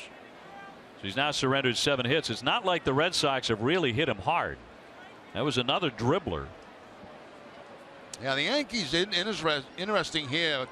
With nobody out there playing the infield back because they want to really avoid a big inning with the exception of 3rd and 1st, as you can see. 2nd and short is back. That's because there's 2 men in scoring position. Now if it goes to 1 out with the same situation, they'll probably bring the infield all the way in because it kind of eliminates the possibility of a big inning when you got the out. Brent's the batter. He's gone 1 for 2 with a single. In play to 3rd, and that will not get the job done as Headley throws on accurately this time to get him, and Bradley couldn't go anywhere and Hill couldn't go anywhere, so 2nd and 3rd, 1 down. And not very patient that time was Brent as he's got the infield in at 3rd base and he gets a breaking ball on the first pitch as Headley checking the runner, make sure he's not going, gets the out at first base, so that's a huge out.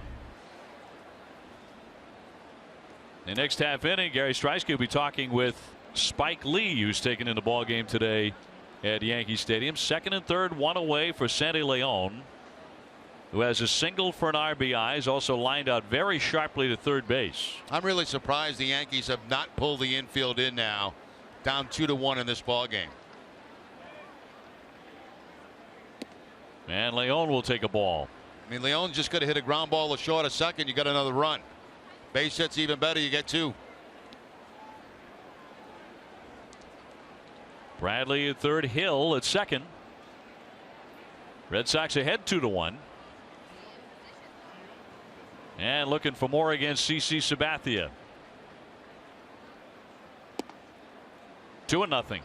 You said something earlier about the signs that Brian Butterfield was going through, and you like how he did it. You're a base runner and you miss a sign. What do you do? You should, you know, honestly, Dave, you really shouldn't miss a sign because you've got to know the situation that you put in. And those are the signs you should be looking for. If you're at first base, what are you looking for? A straight out steal or a hit and run, right? I mean, so you eliminate all the other stuff. The 2-0. High fly ball ejected deep to left field. Kiss that one goodbye. Sandy Leon is absolutely amazing. A 3-run homer. He has driven in 4 runs today at Yankee Stadium. And he crushed it. Oh, did he ever crush this? It looked like a high changeup from Sabathia. No, it's not a changeup. It's a cut fastball that stays upstairs and on the inside part of the plate, and Leon loses it. That's the cut fastball at 90 miles an hour. Too high. And Sabathia pays big time. 5-1 Boston. Goodness gracious. His second home run as Mookie Betts lines a single into right field.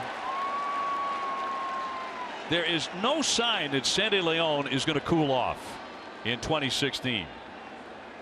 Speedway proud to be New England's first choice for value and convenience. For every Sox home run this season, Speedway donates $500 to Boston Children's Hospital. All summer long, you can get any size fountain or frozen drink for just 69 cents. He came into the day hitting .455, and he's 2 for 3 today. And the afternoon is done. And the out he made was a line drive out to third base. Right. Sabathia finished. This call to the bullpen is brought to you by Kia. The Red Sox open it up now 5-1, and we'll have more in a moment.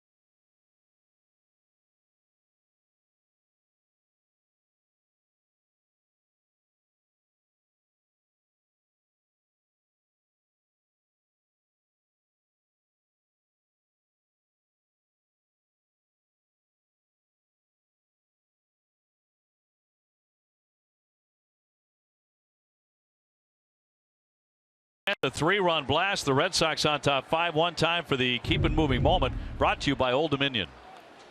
And Sandy Leon keeps it moving on a cut fastball that time as he just unloads here at Yankee Stadium.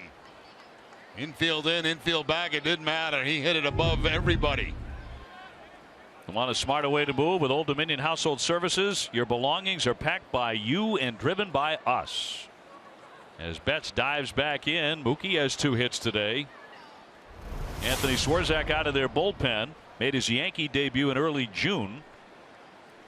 Right-hander making his 12th appearance overall for New York. Dustin Pedroia the batter. He's walked twice and grounded out. Sabathia has been knocked out of the contest, allowing 5 runs on 9 hits.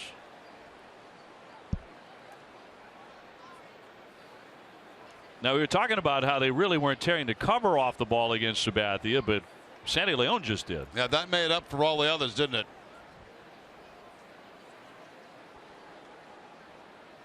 One out. And chopped to third. And Headley fires on to get him, and Mookie Betts safely into scoring position. Dustin Pedroia now 0 for 2 with 2 walks. I know that Betts runs well, but I thought Headley may have had a chance at second base to get the lead man. Instead, he decides immediately to go to first base, so the Red Sox get another man in scoring position. It's another one of those mental issues with the Yankees. It almost like he had no intention of going to second base at all. Let's take another look. Did he have a chance at Betts? Well, maybe not. I'm going to take that all back. He made the right decision.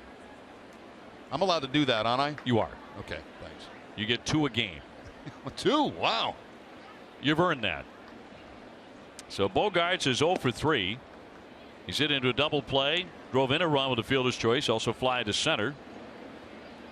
Hitting .324 with 11 home runs. Red Sox on top 5-1. Trying to make it 2 for 2 here in the Bronx.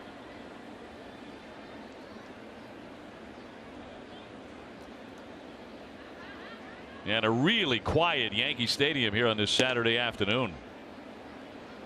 Red Sox win this one. There's a way to go yet, but if they win this one, the Yankees are going to be 2 games under 500. And the Red Sox have David Price going tomorrow. They get Blyer going to left-hander in their bullpen.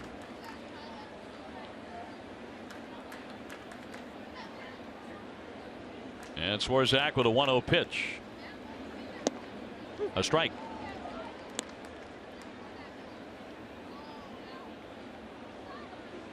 Xander has actually been on the cool side for a little while, as he has 8 hits in his last 42 at bats. So the average has taken a little bit of a hit, although he did homer here last night down the left field line. To the right side, and Castro backs into the outfield for it and just does get him at first base to retire the side. But the Red Sox explode for 3 runs. Sandy Leon connects again, his 2nd home run of the season. As hot as it gets, and the Red Sox lead it 5-1 in New York.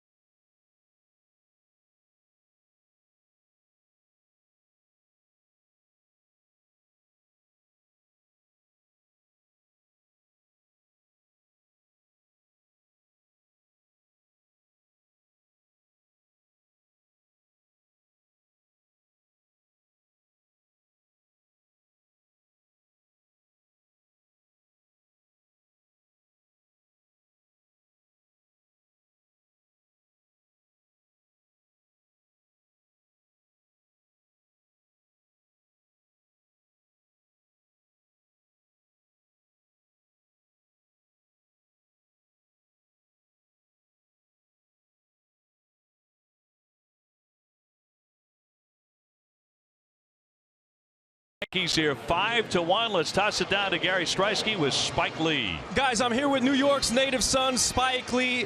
Spike, I know you're New York through and through. You blue pinstripes all the way, but you sort of have that love-hate thing with what David Ortiz is doing here in this final season. You, as a movie guy. No, I got no hate for David Ortiz, a Hall of Famer, and he's murdered the Yankees over the years. What is those figures you were telling me before? It's crazy, like 52 home runs against the Yankees, 51 of which have come as a member of the Boston Red Sox, thanks to our play-by-play guy, Dave O'Brien, giving us the facts. 31 of those have come right here in your house. I don't know why we pitched to him. Why do you pitch to him, by the way? Don't you have like a bug with Joe? I got no pull here in Yankee Stadium. Got the wrong sport. Listen, let me ask you this question, Spike. All right, Ortiz is going to ride off into the sunset. You being the movie heavyweight that you are, if you're directing David Ortiz's movie, who you casting to play him? He can play himself. This ain't a documentary, Spike. No, Ray Allen played it. He had a game, so he has to play himself. That's true, and I'm pretty sure you've seen David Ortiz interviews, man. That dude owns a room, so I'm pretty sure a couple cameras ain't really going to have him tripping too hard. Well, I don't even know why he's going to. This was last year. What's he hitting now? A lot, like 330-something, 20-something home runs. Why is he retiring? That's a good question. I've been trying to ask him why he's retiring. Every single person in Boston wants to know why he's retiring. You got his ear for a second. Would you tell him not to retire? You're a Yankees fan. You should be happy to see him leave. We're not good anyway, but you know what, though? The Knicks are going to be better. The Knicks are going to be better. You heard it here from Spike Lee. Listen, the New York-Boston thing, would you like to see it have a little bit more beef, a little more rivalry to it? It's not like it used to be. It's kind of soft now.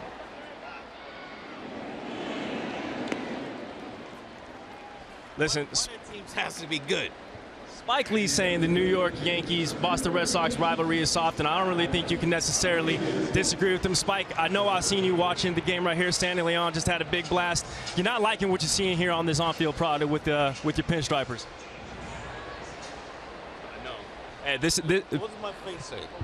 Your face says it all, pretty much. And sideways. And on that note, I'm going to throw it back up to the booth because the face has said enough. Spike, very much appreciate it, my man. Thank you. It's not been a good year this year. He said it, guys, not me. Yeah, he did. His face said it all. You're right, Gary.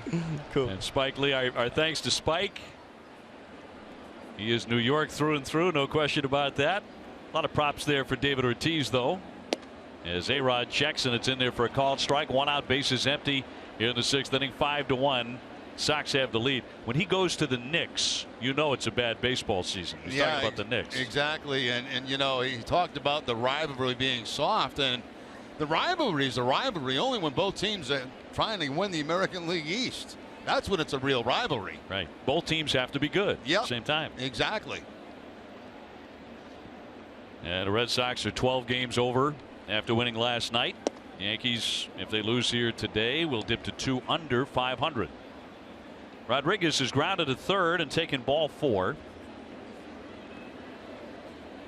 McCann on deck. And a big story today has been the performance of the young man on the mound, Eduardo Rodriguez, who's allowed only 4 Yankee hits. Well, the one thing I like is that he stayed with the program today. You know, we highlighted earlier in the broadcast, you know, what he was doing and what he is doing now with his glove, and he's remained consistent all day long with his glove held higher, and that, you know, that's a good thing for him. He has not slipped one time to where he's fall back to where he was. The 1-2, high pop to right field. Mookie Betts plenty of time to get underneath that. 2 up and 2 down. We talked about Rodriguez the last time he pitched. You can see how he starts high, but then he dips down low, comes back up high, and then there's the delivery to home plate. Now the change we see today, everything stays up high, no down to the belt. And the results have been very good for him. So, you know, he hasn't really slipped out of what he's been trying to work on the last couple of games in Pawtucket. He has 2 away here from McCann. It's in front of him with a strike. McCann is singled and grounded out. Rodriguez has already dropped his ERA by more than a full run today. Now it was sky high. It was 8.59. It's now 7.53. Attention Red Sox Nation, there's a reason why the Red Sox and the rest of America run on Dunkin', because Dunkin's iced coffee is consistently smooth and delicious. Dunkin' Donuts coffee, the #1 coffee in New England, The Boston Red Sox run on Duncan.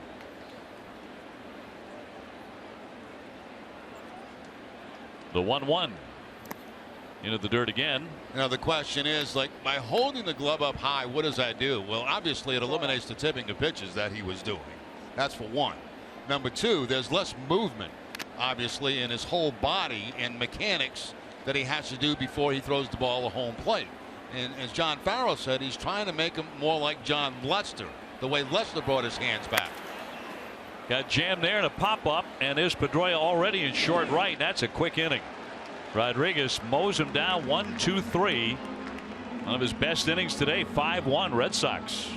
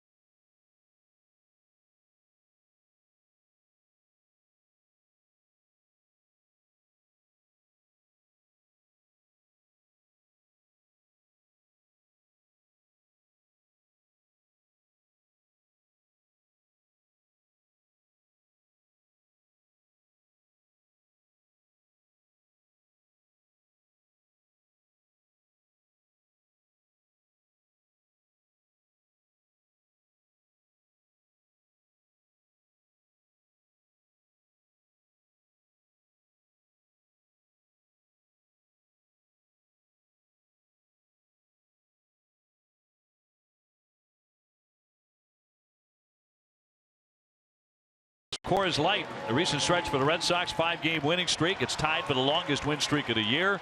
The Red Sox have outscored opponents 30-15 during that span. Red Sox have won 7 out of the last 8, 8 of the last 10. And taking on a Yankee team that is floundering a bit right now. David Ortiz will lead off the 7th, and then Hanley Ramirez and Jackie Bradley. Been a quiet series so far for Big Papi. 1 hit in 7 at bats. And that was a single up against the fence yesterday. He hammers that one foul for strike 1. David today is lined a short fly to left and fly to center.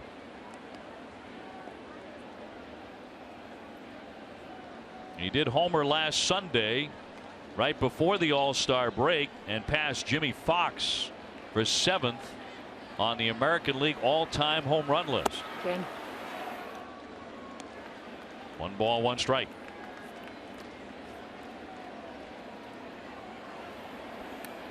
Red Sox knocked the starter for the Yankees, Sabathia, out after 5 1/3. Gave up 5 runs, 9 hits.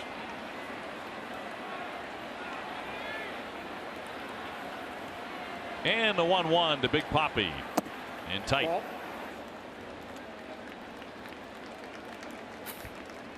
Tuesday, July 26th is Build a Papi night at Fenway. First 15,000 receive a Build a Papi kit courtesy of Coca-Cola.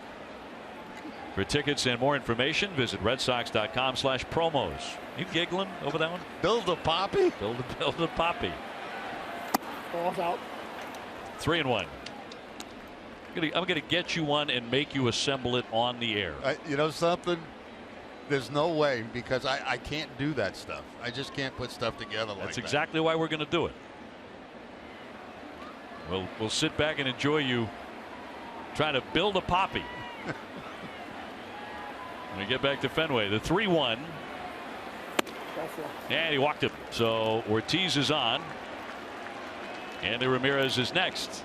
NESN proud to support the Men's Warehouse National Suit Drive in July. When you make a donation of gently used professional clothing at any Men's Warehouse location, you help men and women look their best as they re-enter the workforce. Learn more at nationalsuitdrive.com.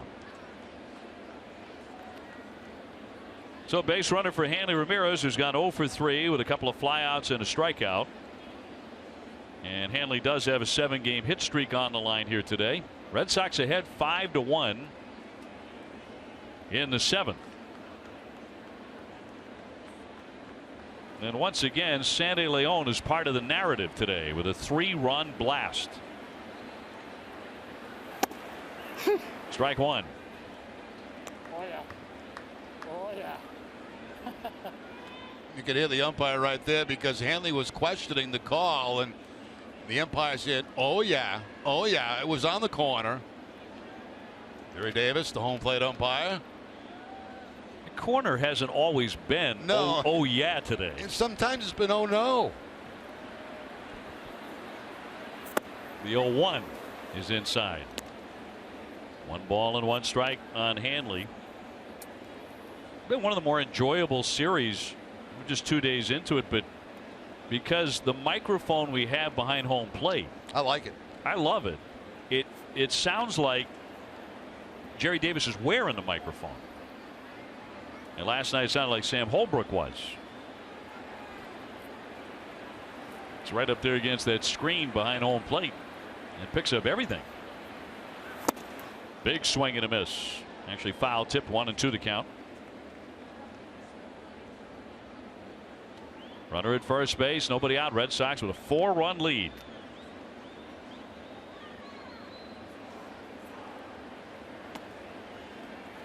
Jackie Bradley is bidding for a 4th hit when he comes up.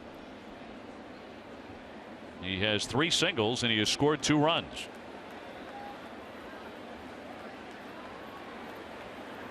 Red Sox are trying to win their season high 6th in a row.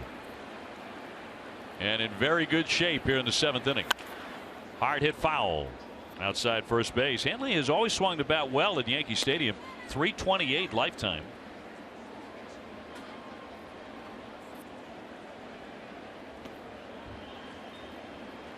.318 down the left field line, .314 down the right field line. That's just a chip shot. .408 to center.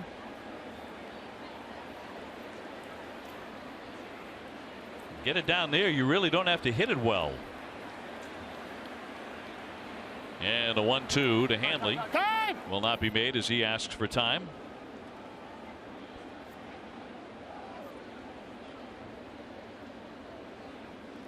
Red Sox got a run in the 3rd, a run in the 4th, and 3 in the 6th inning on the home run by Leon,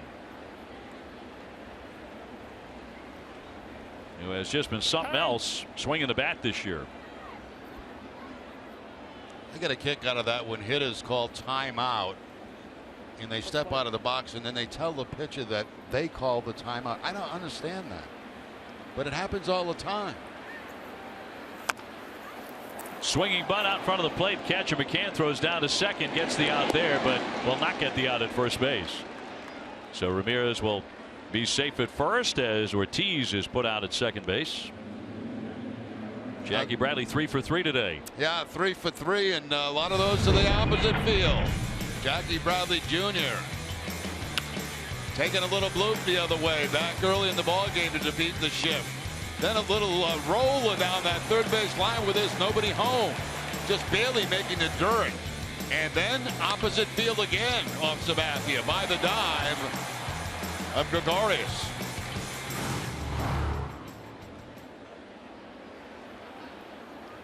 So Jackie started the day hitting .293, 3 for 3. A check swing to the first baseman, and Teixeira will back up and get the out. Ramirez down to second, and there are 2 gone. So Jackie Bradley is 3 for 4.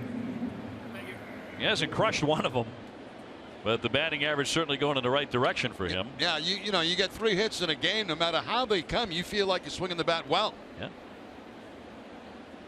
Are you looking for a cool and educational website for your kids to use while on summer vacation? Have them visit NessonClubhouse.com with videos, games, and a lot more. Visit NessonClubhouse.com today. So 2 away. Aaron Hill to batter. He's 0 for 3. A strikeout, a pop up, and he's reached on an error. Actually has a base hit. They did rule it a single and an error in the 6th inning. So he was able to eventually get on after the single and the misfire by Headley to get down to second, and he scored a run. He was on when Leon hammered that 3-run homer. And he lines that one into right field, but it hangs up, and Beltran will snatch it to retire the side. That's all for the Red Sox. We're in the middle of the 7th inning. It is 5-1 Boston.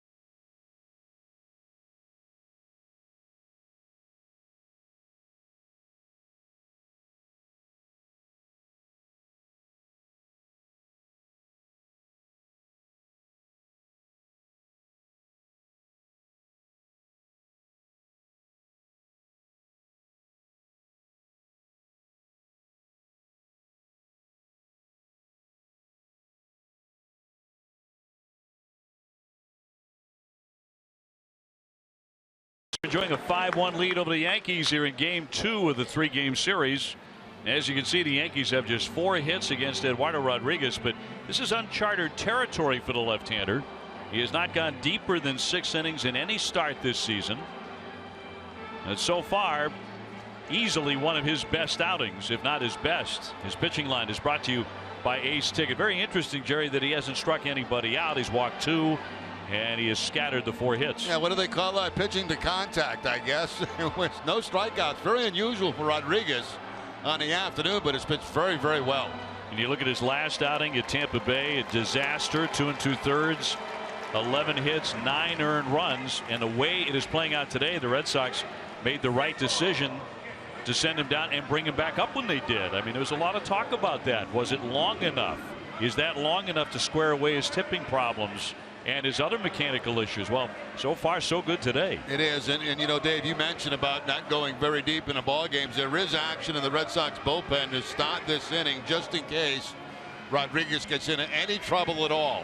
One thing you don't want to do when you've got a kid like this coming back to the big leagues, you don't want to ruin his confidence by, you know, like giving up 2-3 runs in this inning. So they got somebody loose in case he gets in a little bit of trouble. And the best thing to do is get him out of there and leave with a good feeling. You would bet that, you know, if he gives up a hit, maybe 2 hits, or he walks a man, gives up a hit, you're going to see Barnes in the game very quickly, and he is loosening up behind the left field fence right now. It's going to be Teixeira, Gregorius, and Castro at 6, 7, and 8 for the Yankees here into the 7th. We'll see how deep Eduardo goes, but so far the Red Sox have to be very, very happy as we check out the results of our Dunkin' Donuts poll question. Which Yankee Stadium do you prefer, the old one or the new one? It's a blowout. You're predicting a blowout, and you are correct. The old one, 85%. That included both of us. It's a little too sterile for me. Yeah, you know, I'm getting to like it more as time goes on, but it's not the old place. Not even close. Teixeira is 0 for 2. He is grounded to the pitcher and bounded into a 6-4-3 double play. Ball. I hate these $500,000 seats that circle around the dugouts and home plate. I mean, it just makes it look like I just don't like it. There they are. Ball. They're too comfortable for a ballpark. You know what I mean? And it always looks like, well, you know, on a regular game here where it's not a full house, it looks like the place is half empty. It often does. The 2-0 from the left-hander, rocketed foul. In those seats, if you sit in there, you got to feel like you should be watching a movie, right? Yeah, I mean, it just doesn't. I don't know. This guy's going to drop his ice cream all over his nice seat. I don't know. What do you think, Mike? Mike doesn't like it. Our camera guy, he's as New York as they come. He doesn't like it. Not a fan. No. 2-1 popped up. On the infield, Ramirez in fair territory. A lot of pop-ups today. One man gone. Stay tuned for Red Sox Final presented by Plainridge Park Casino. TC Tim Wakefield, Steve Lyons will preview David Price's start tomorrow against the Yankees. You know what they do have here? They've got a steakhouse and a pretty darn good one. I think it's very pricey. It's out of my range, but Well, we are in New York, Dave. Everything's a little bit pricey. you know what my breakfast cost this morning? No, I don't want to know. I don't want to know. A bagel and coffee, $56. Wait. I kid What? you not. For this, I had a room service. Had room service over at our hotel. You made a big mistake because $56. that's crazy. It is. I went downstairs to the little coffee shop that they have. I got a bagel and coffee. You know how much it cost me? What? $7. $7. So Did not do well on that transaction. you got to leave your room. Brent's coming on. He will not get it as it drops foul. $7. How was the Seven- coffee? Because mine was terrific. No, I had a small coffee, and then I had a nice sized bagel with cream cheese on it, toasted. That's what I had. It was like $7, and you're spending $56 for a 56. bagel and coffee. I think probably the actual food was something like. Excuse me, Mr. Money Man. My goodness. Well, if I had known it was going to be $56, I probably would have gone down and joined you at 7 a.m. But $56 for a bagel and coffee. I kid you not, and I think probably at least half of that was service charges. You know, and the service was great. It was terrific. He didn't do anything else except, you know, give me the bagel and coffee, but he was very nice. Time out. $56. I mean, here's Oh, the 2 DB, man. right? That's New York for you. You'd figure they'd give me the toaster for that, you know? The toast is not worth $56.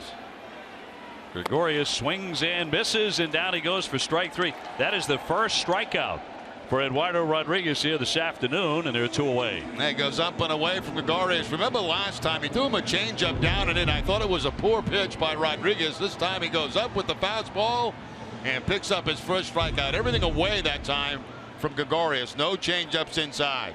Lexus is making a pledge to strikeout hunger. For every strikeout by a Sox pitcher this season, Lexus donates $50 to the Greater Boston Food Bank. And here's Castro as he fouls that one off of Leon, and that one hurts Sandy. He really got bit by that foul tip. Let's see where it gets Leon. Foul tip right here, and right off that right shoulder. The throwing arm for Sandy Leon.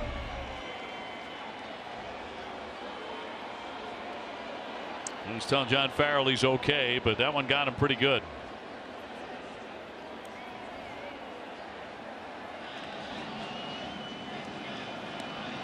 Umpire Jerry Davis asking if he wants to throw some. You heard Jerry say, ouch. He knows that feeling. Yeah, it's kind of a special bond between catcher and umpires because, you know, it's a kind of a love-hate relationship. They go through the same pain a lot, but there's always questioning about pitches. 1 ball, 1 strike, 2 out, and the base is empty here for the Yankees. Red Sox ahead 5-1 in the last half of the 7th.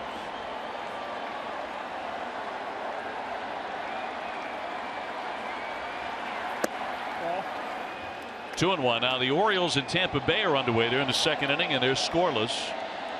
Oakland leads Toronto 5-3 in the 8th inning on the West Coast. Toronto lost last night to the A's, and they're now 3 games back. That's going to be Luke File out of play.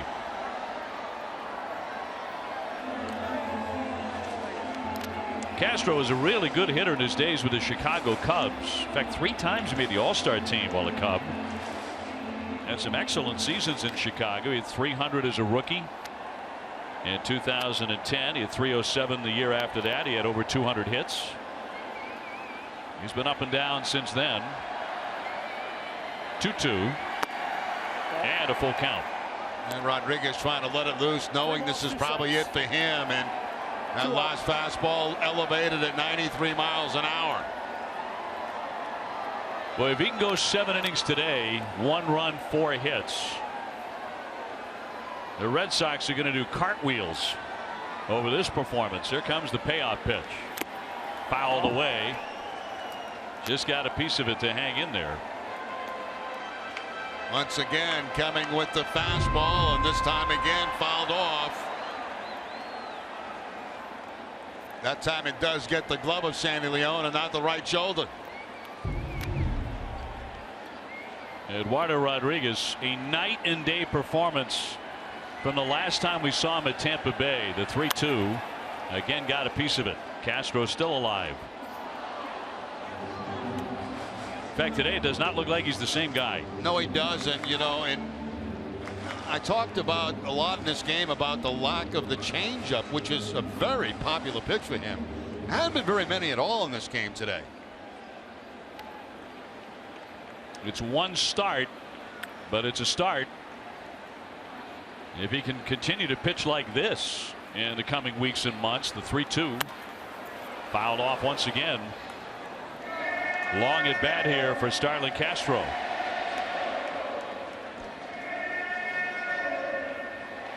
His next start would be against the Minnesota Twins at Fenway Park on the upcoming homestand.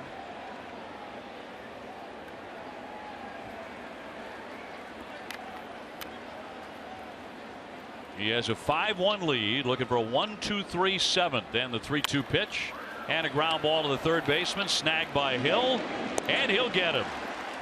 Eduardo Rodriguez gets him in order, leaves the mound having allowed 4 hits and 1 run through 7.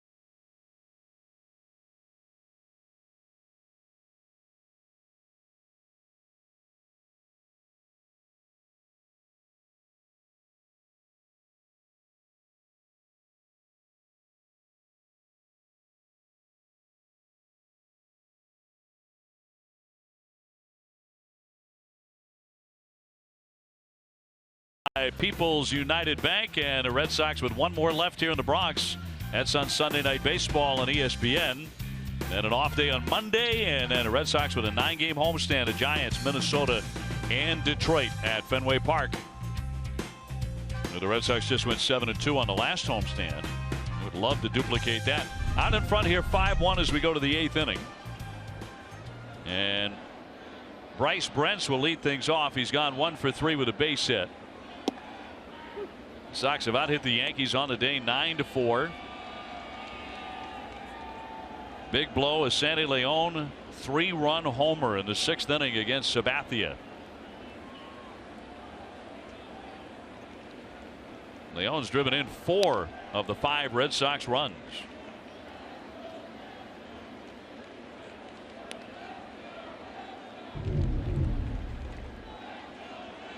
Rodriguez getting talked to by Farrell after the end of last inning, getting hugs from his teammates in the dugout. Very nice day for Eduardo Rodriguez. Well, 7 outstanding innings, 1 run, 4 hits. He made the point he was pitching to contact, and that was very true.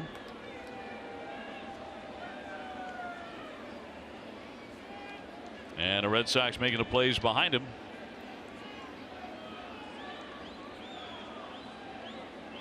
And generally staying away from ball 4 too. Into the dirt on Bryce Brentz.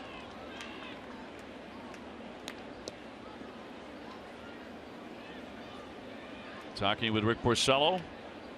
Will not pitch in this series. David Price goes tomorrow. He's coming off a terrific effort against Tampa Bay to end the first half. 2-2 coming. Red Sox bidding for their 6th consecutive win. And you and I talked about it as we opened the broadcast today. It all begins with starting pitching. Absolutely. And, you know,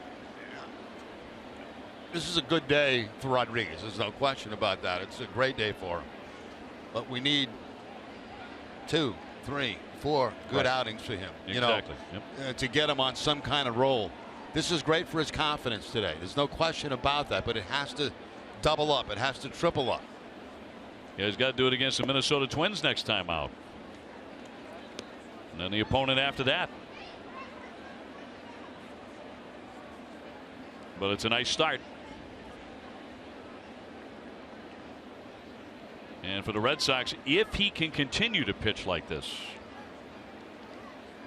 it may change some things. The 3-2 routine ground ball right to Headley. And by that I mean the trade market and how the Red Sox look at the trade market. 1 man gone, and Leon is next. Tuesday at 6:30. Don't miss Red Sox Game Day Live presented by DCU. TC and Steve Lyons will analyze the Red Sox starting rotation. DCU is Digital Federal Credit Union. What can DCU save you?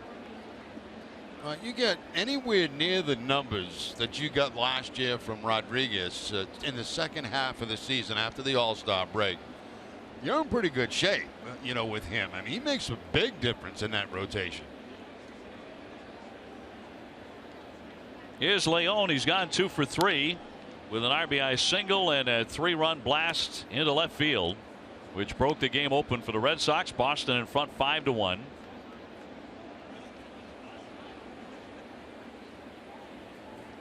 So if Rodriguez sticks in the rotation as Matt Barnes throws again, Pomerantz, who will pitch on Wednesday against San Francisco, he is a left-hander.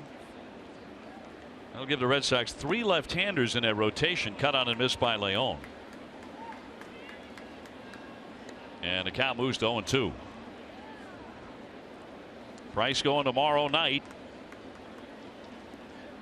in the finale of this series up against Tanaka. You know, Dave, I'll take 5 right-handers. I'll take 5 left-handers. Doesn't matter to me as long as they can all pitch. Just outside. 1 ball and 2 strikes on Leon. Mookie Betts on deck. Mookie has 2 hits. Jackie Bradley has 3 today.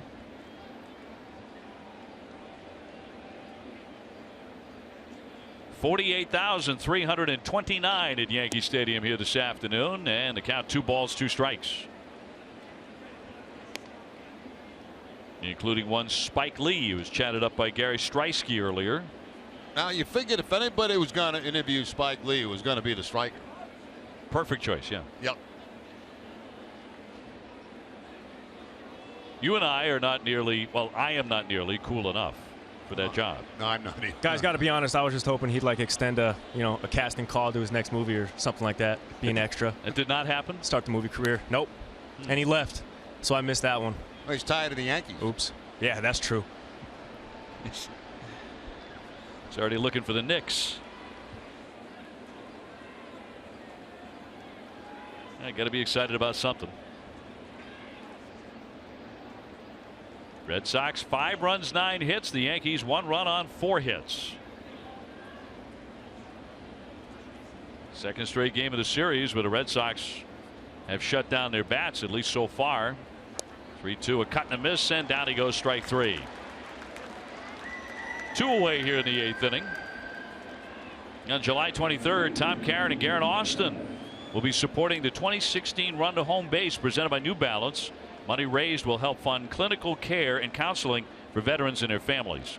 For more information on how to participate, visit runtohomebase.org. Betts has been on base 3 times, 2 singles and a walk. He's also flied to right after going 1 for 5 last night. That'll be strike 1. We were watching Chapman throw last night when he came on for the Yankees, throwing 103 miles an hour. Yeah, that was pretty impressive, and he made some guys look silly with that fastball. And Mookie Betts, one of those guys, threw him a fastball that was up and in a little bit, and Mookie had a real weird swing at it.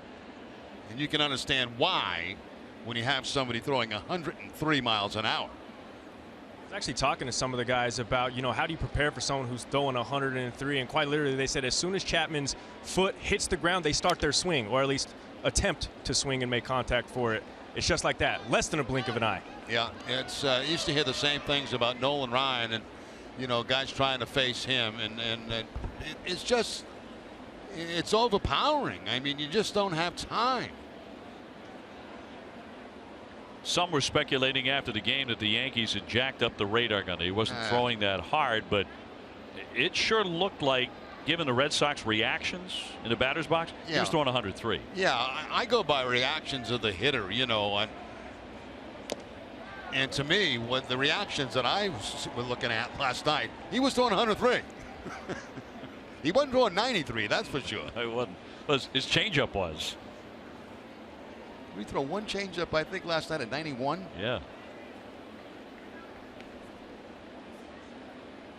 Yeah, we have it on good authority that they were not juicing up that gun. That was legit. 102, 103. It's just something to see when you don't see it. 170. Great while as that one is flared down the right field line by Betts. 1 ball and 2 strikes on Mookie.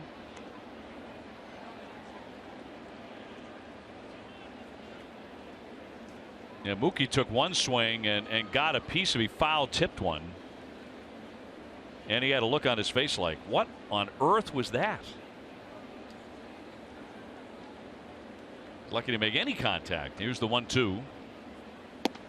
And in there for strike 3. And no debate on that. Red Sox go in order. We've played 7.5 here in the Bronx. It's the Red Sox 5 and the Yankees 1.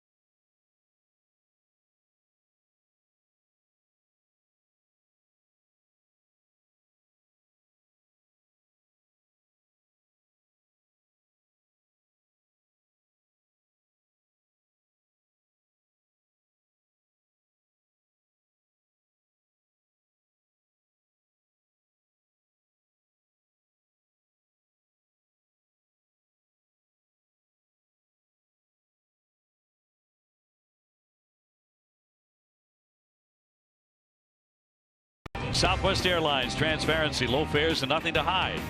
By buyatoyota.com, Toyota's website for deals. Hair Cuttery, smart looks, smart prices. By Mazda, driving matters. And by Sullivan Tire and Complete Auto Service. Here's our game summary brought to you by Xfinity. Eduardo Rodriguez, a very, very encouraging out. He's 7 innings. He allows just 4 hits. Sandy Leon with a big home run in this one. Jackie Bradley has 3 hits. Sabathia gone after 5 1/3 and 5 runs. 4 of those earned. Gardner with a solo home run as he is 2 for 2. The Red Sox leading at 5-1 here in the 8th. And it'll be 9-1-2 against the new pitcher, Matt Barnes, his 36th appearance. Headley has gone 0 for 2 with a pop up and a grounder to the shortstop. 97 with the first one that Jerry Davis says was not on the corner. And Jerry Remy says it was.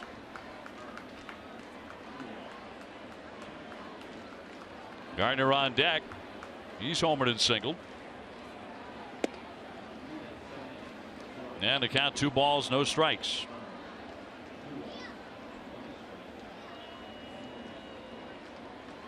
So if Rodriguez gets the win, he will improve to 4-1 in his young career against the Yankees.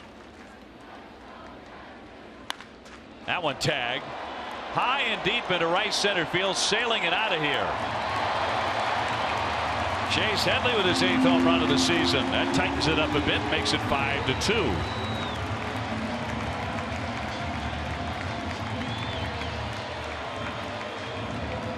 And that's how the bottom of the 8th gets underway for Barnes. That was right in the sweet spot there for Headley. A fastball that's going to be down and in. Again, that ball was supposed to be away. You see where Leon set up away, but he has to reach across the plate.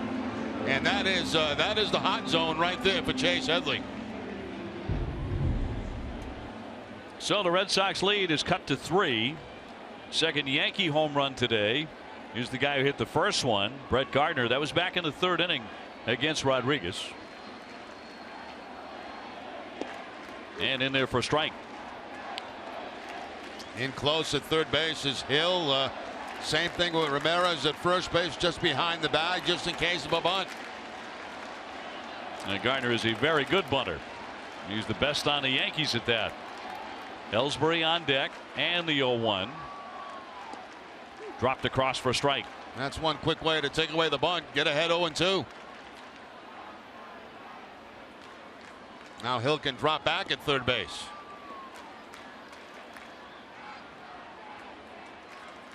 It was the 5th home run in 43 innings allowed by Barnes. And the 0-2 pitch to the leadoff man.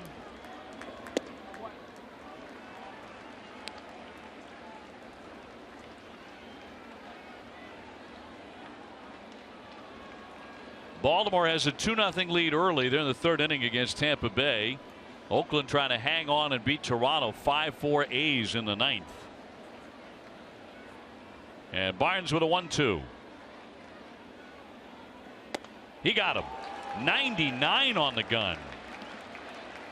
And notice where every pitch was in that at bat. It was away from Gardner, making him, if he's going to make contact, use the big part of the ballpark. Pitch 1, 2, 3, and 4, all away from Brett Gardner. That is about as hard as we have seen Matt Barnes throw a pitch this season. 99 miles an hour, elevated. As he blows away Gardner, and that'll send up Ellsbury, who's had a quiet day, 0 for 3. He's flied to left, grounded the pitcher, and popped to second. And Jacoby looks at a strike. We were looking at this early before we came on the air.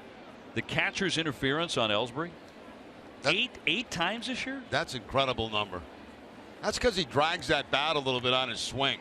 Catchers have to be aware of that and kind of move back a little bit.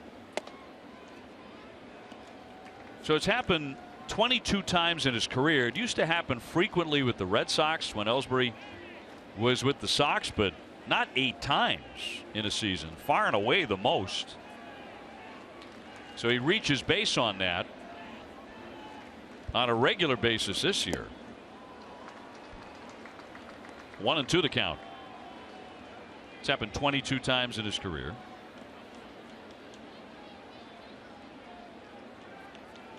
Jacoby's gotten married and had a baby daughter since he left the Red Sox.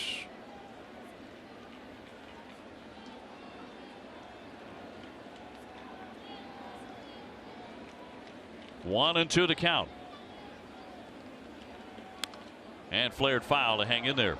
And once again doing a good job keeping the ball away from Ellsbury. All 4 pitches with the exception of 1 have been on the outside part of the plate. He did it to Gardner. He's trying to do it to Jacoby. That fastball moving away just a little bit. Barnes looking for his 2nd consecutive strikeout here, and the 1-2. He left that one up top. Tuesday at 6, don't miss Red Sox first pitch, presented by Joseph Abboud, available at Men's Warehouse. TC and Steve Lyons will preview the Red Sox long upcoming homestand, a 9-gamer. Starting off with the San Francisco Giants. They have a terrific club again this year. Up the middle, near the bag, Xander Bogaerts. 2 down. And Beltran will be next.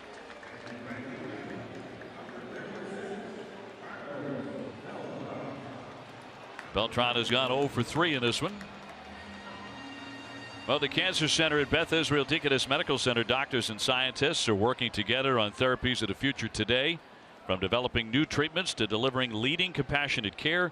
Learn more at bidmc.org/cancer center.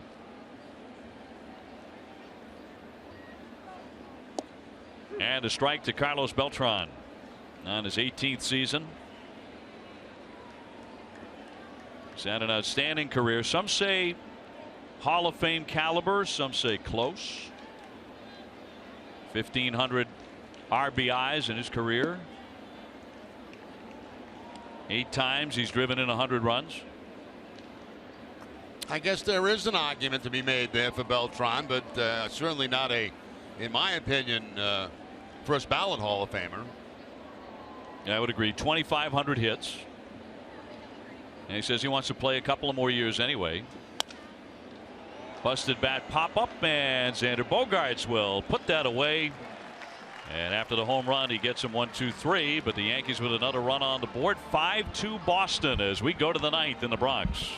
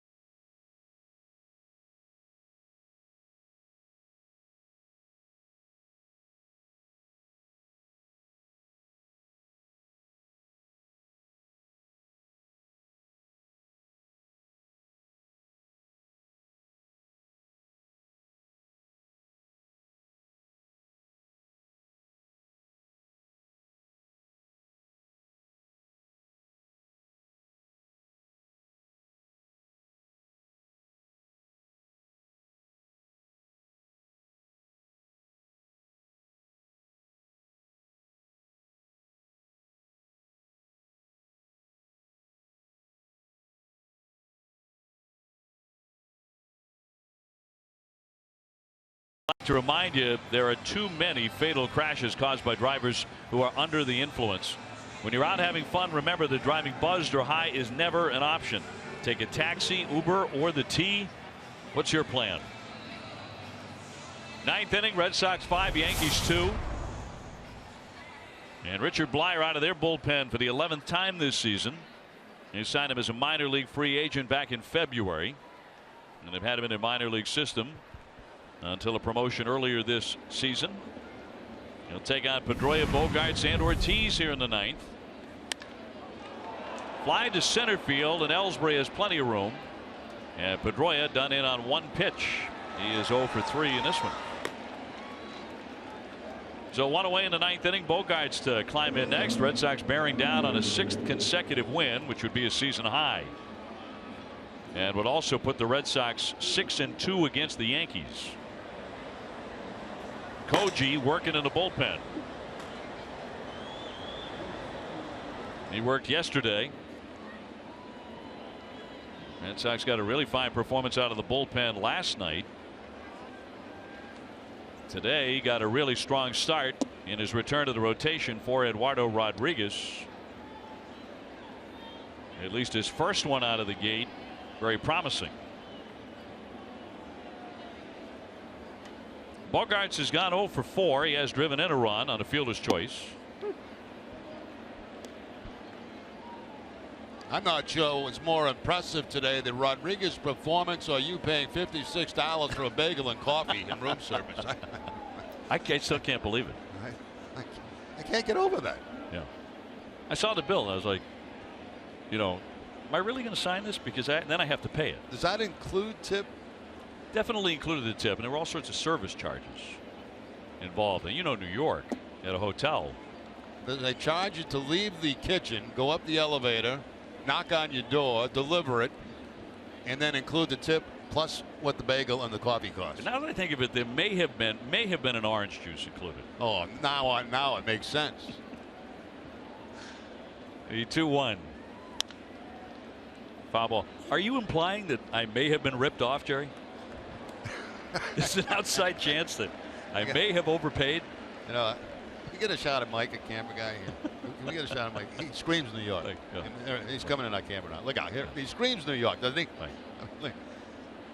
I love Mike because, when I make a comment or I say something about a game, I look at him and I go, "Tell how I'm doing," because if he nods his head yes, that means something I said is good or correct. Right. If he gets one of these, it's like, I know he's not buying my stuff. It ain't working. It's not working. I know it's not going good. So there he is, Mike. He just screams New York. And we've often heard him screaming. 3-2 pitch. The chopper to short, charging in Gregorius, and just gets him at first base. And John Farrell is immediately out to think about challenging that, although Bogaerts has already turned and starting to trot back toward the Red Sox dugout. And generally that's a pretty good sign when the runner starts going back to the dugout. And that time the throw I think does beat Xander. And there will be no challenge. He is out, and there are 2 gone. And David Ortiz to step up. David's gone 0 for 3. He's lined to short, fly to left, fly to center, and taking ball 4. Bases empty, 2 down in the ninth. Red Sox up 5-2. And floated into left field for a base hit. So a very gentle single for Big Papi, but he is aboard for the second time here today. Yeah, walk back in the 7th inning to lead off the 7th. And now the base hit, a little bloop to the opposite field, and Ortiz, he'll take it. Not real happy with that swing, but he'll take the base hit. Andy Ramirez next. So far shut out today. He's 0 for 4.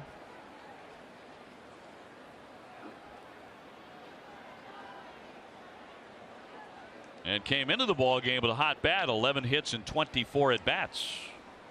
But so far nothing today. 2 out and a man on. Red Sox have doubled up the Yankees in hits. That one is hit high to center field, but not deep enough. Jacoby Ellsbury with the catch, retires the side. The Red Sox leave 1, and we'll see if they have enough. We go to the last half of the ninth. Red Sox trying to win their 6th in a row. 5-2. The Sox lead the Yankees.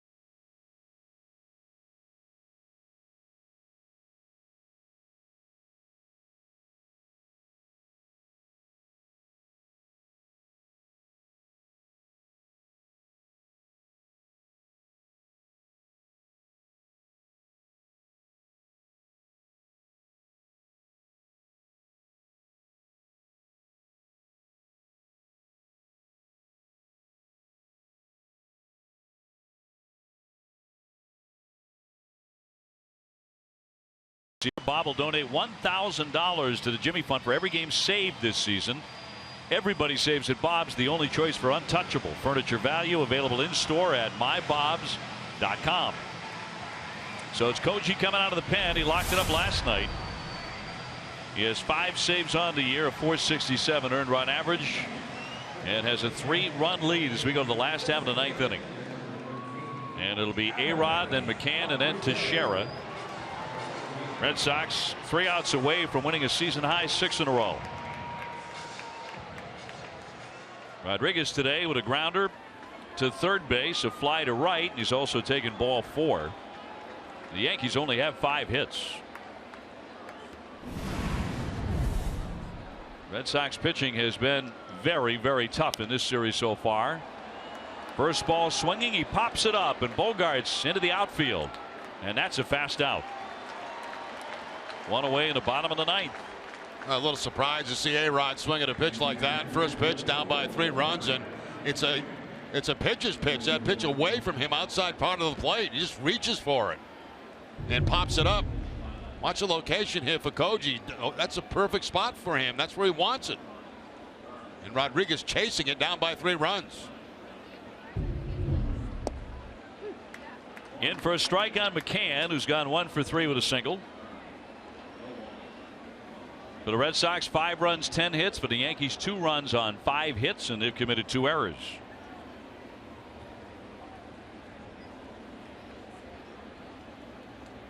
And the 0-1 from Koji moves him back.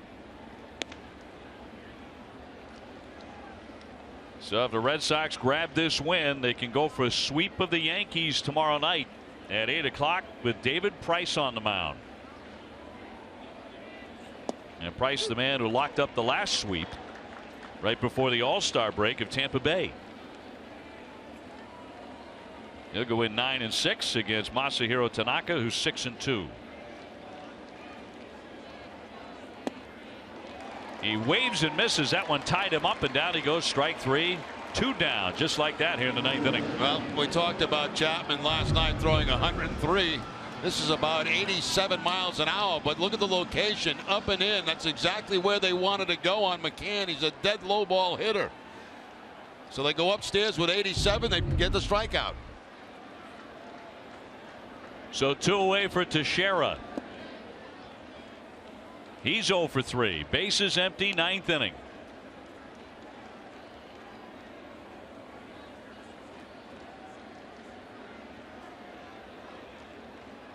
Oakland has beaten Toronto, by the way, 5-4. So the Blue Jays out of the gate in the second half with 2 consecutive losses. A high hopper. Ramirez will feed Koji, and that'll do it. The Red Sox win their 6th consecutive game, and that is a season high for Boston. And they have beaten the Yankees the first 2 of the second half. 5-2 the final score. And TC 6 in a row sounds awfully nice as the Red Sox continue to get outstanding pitching.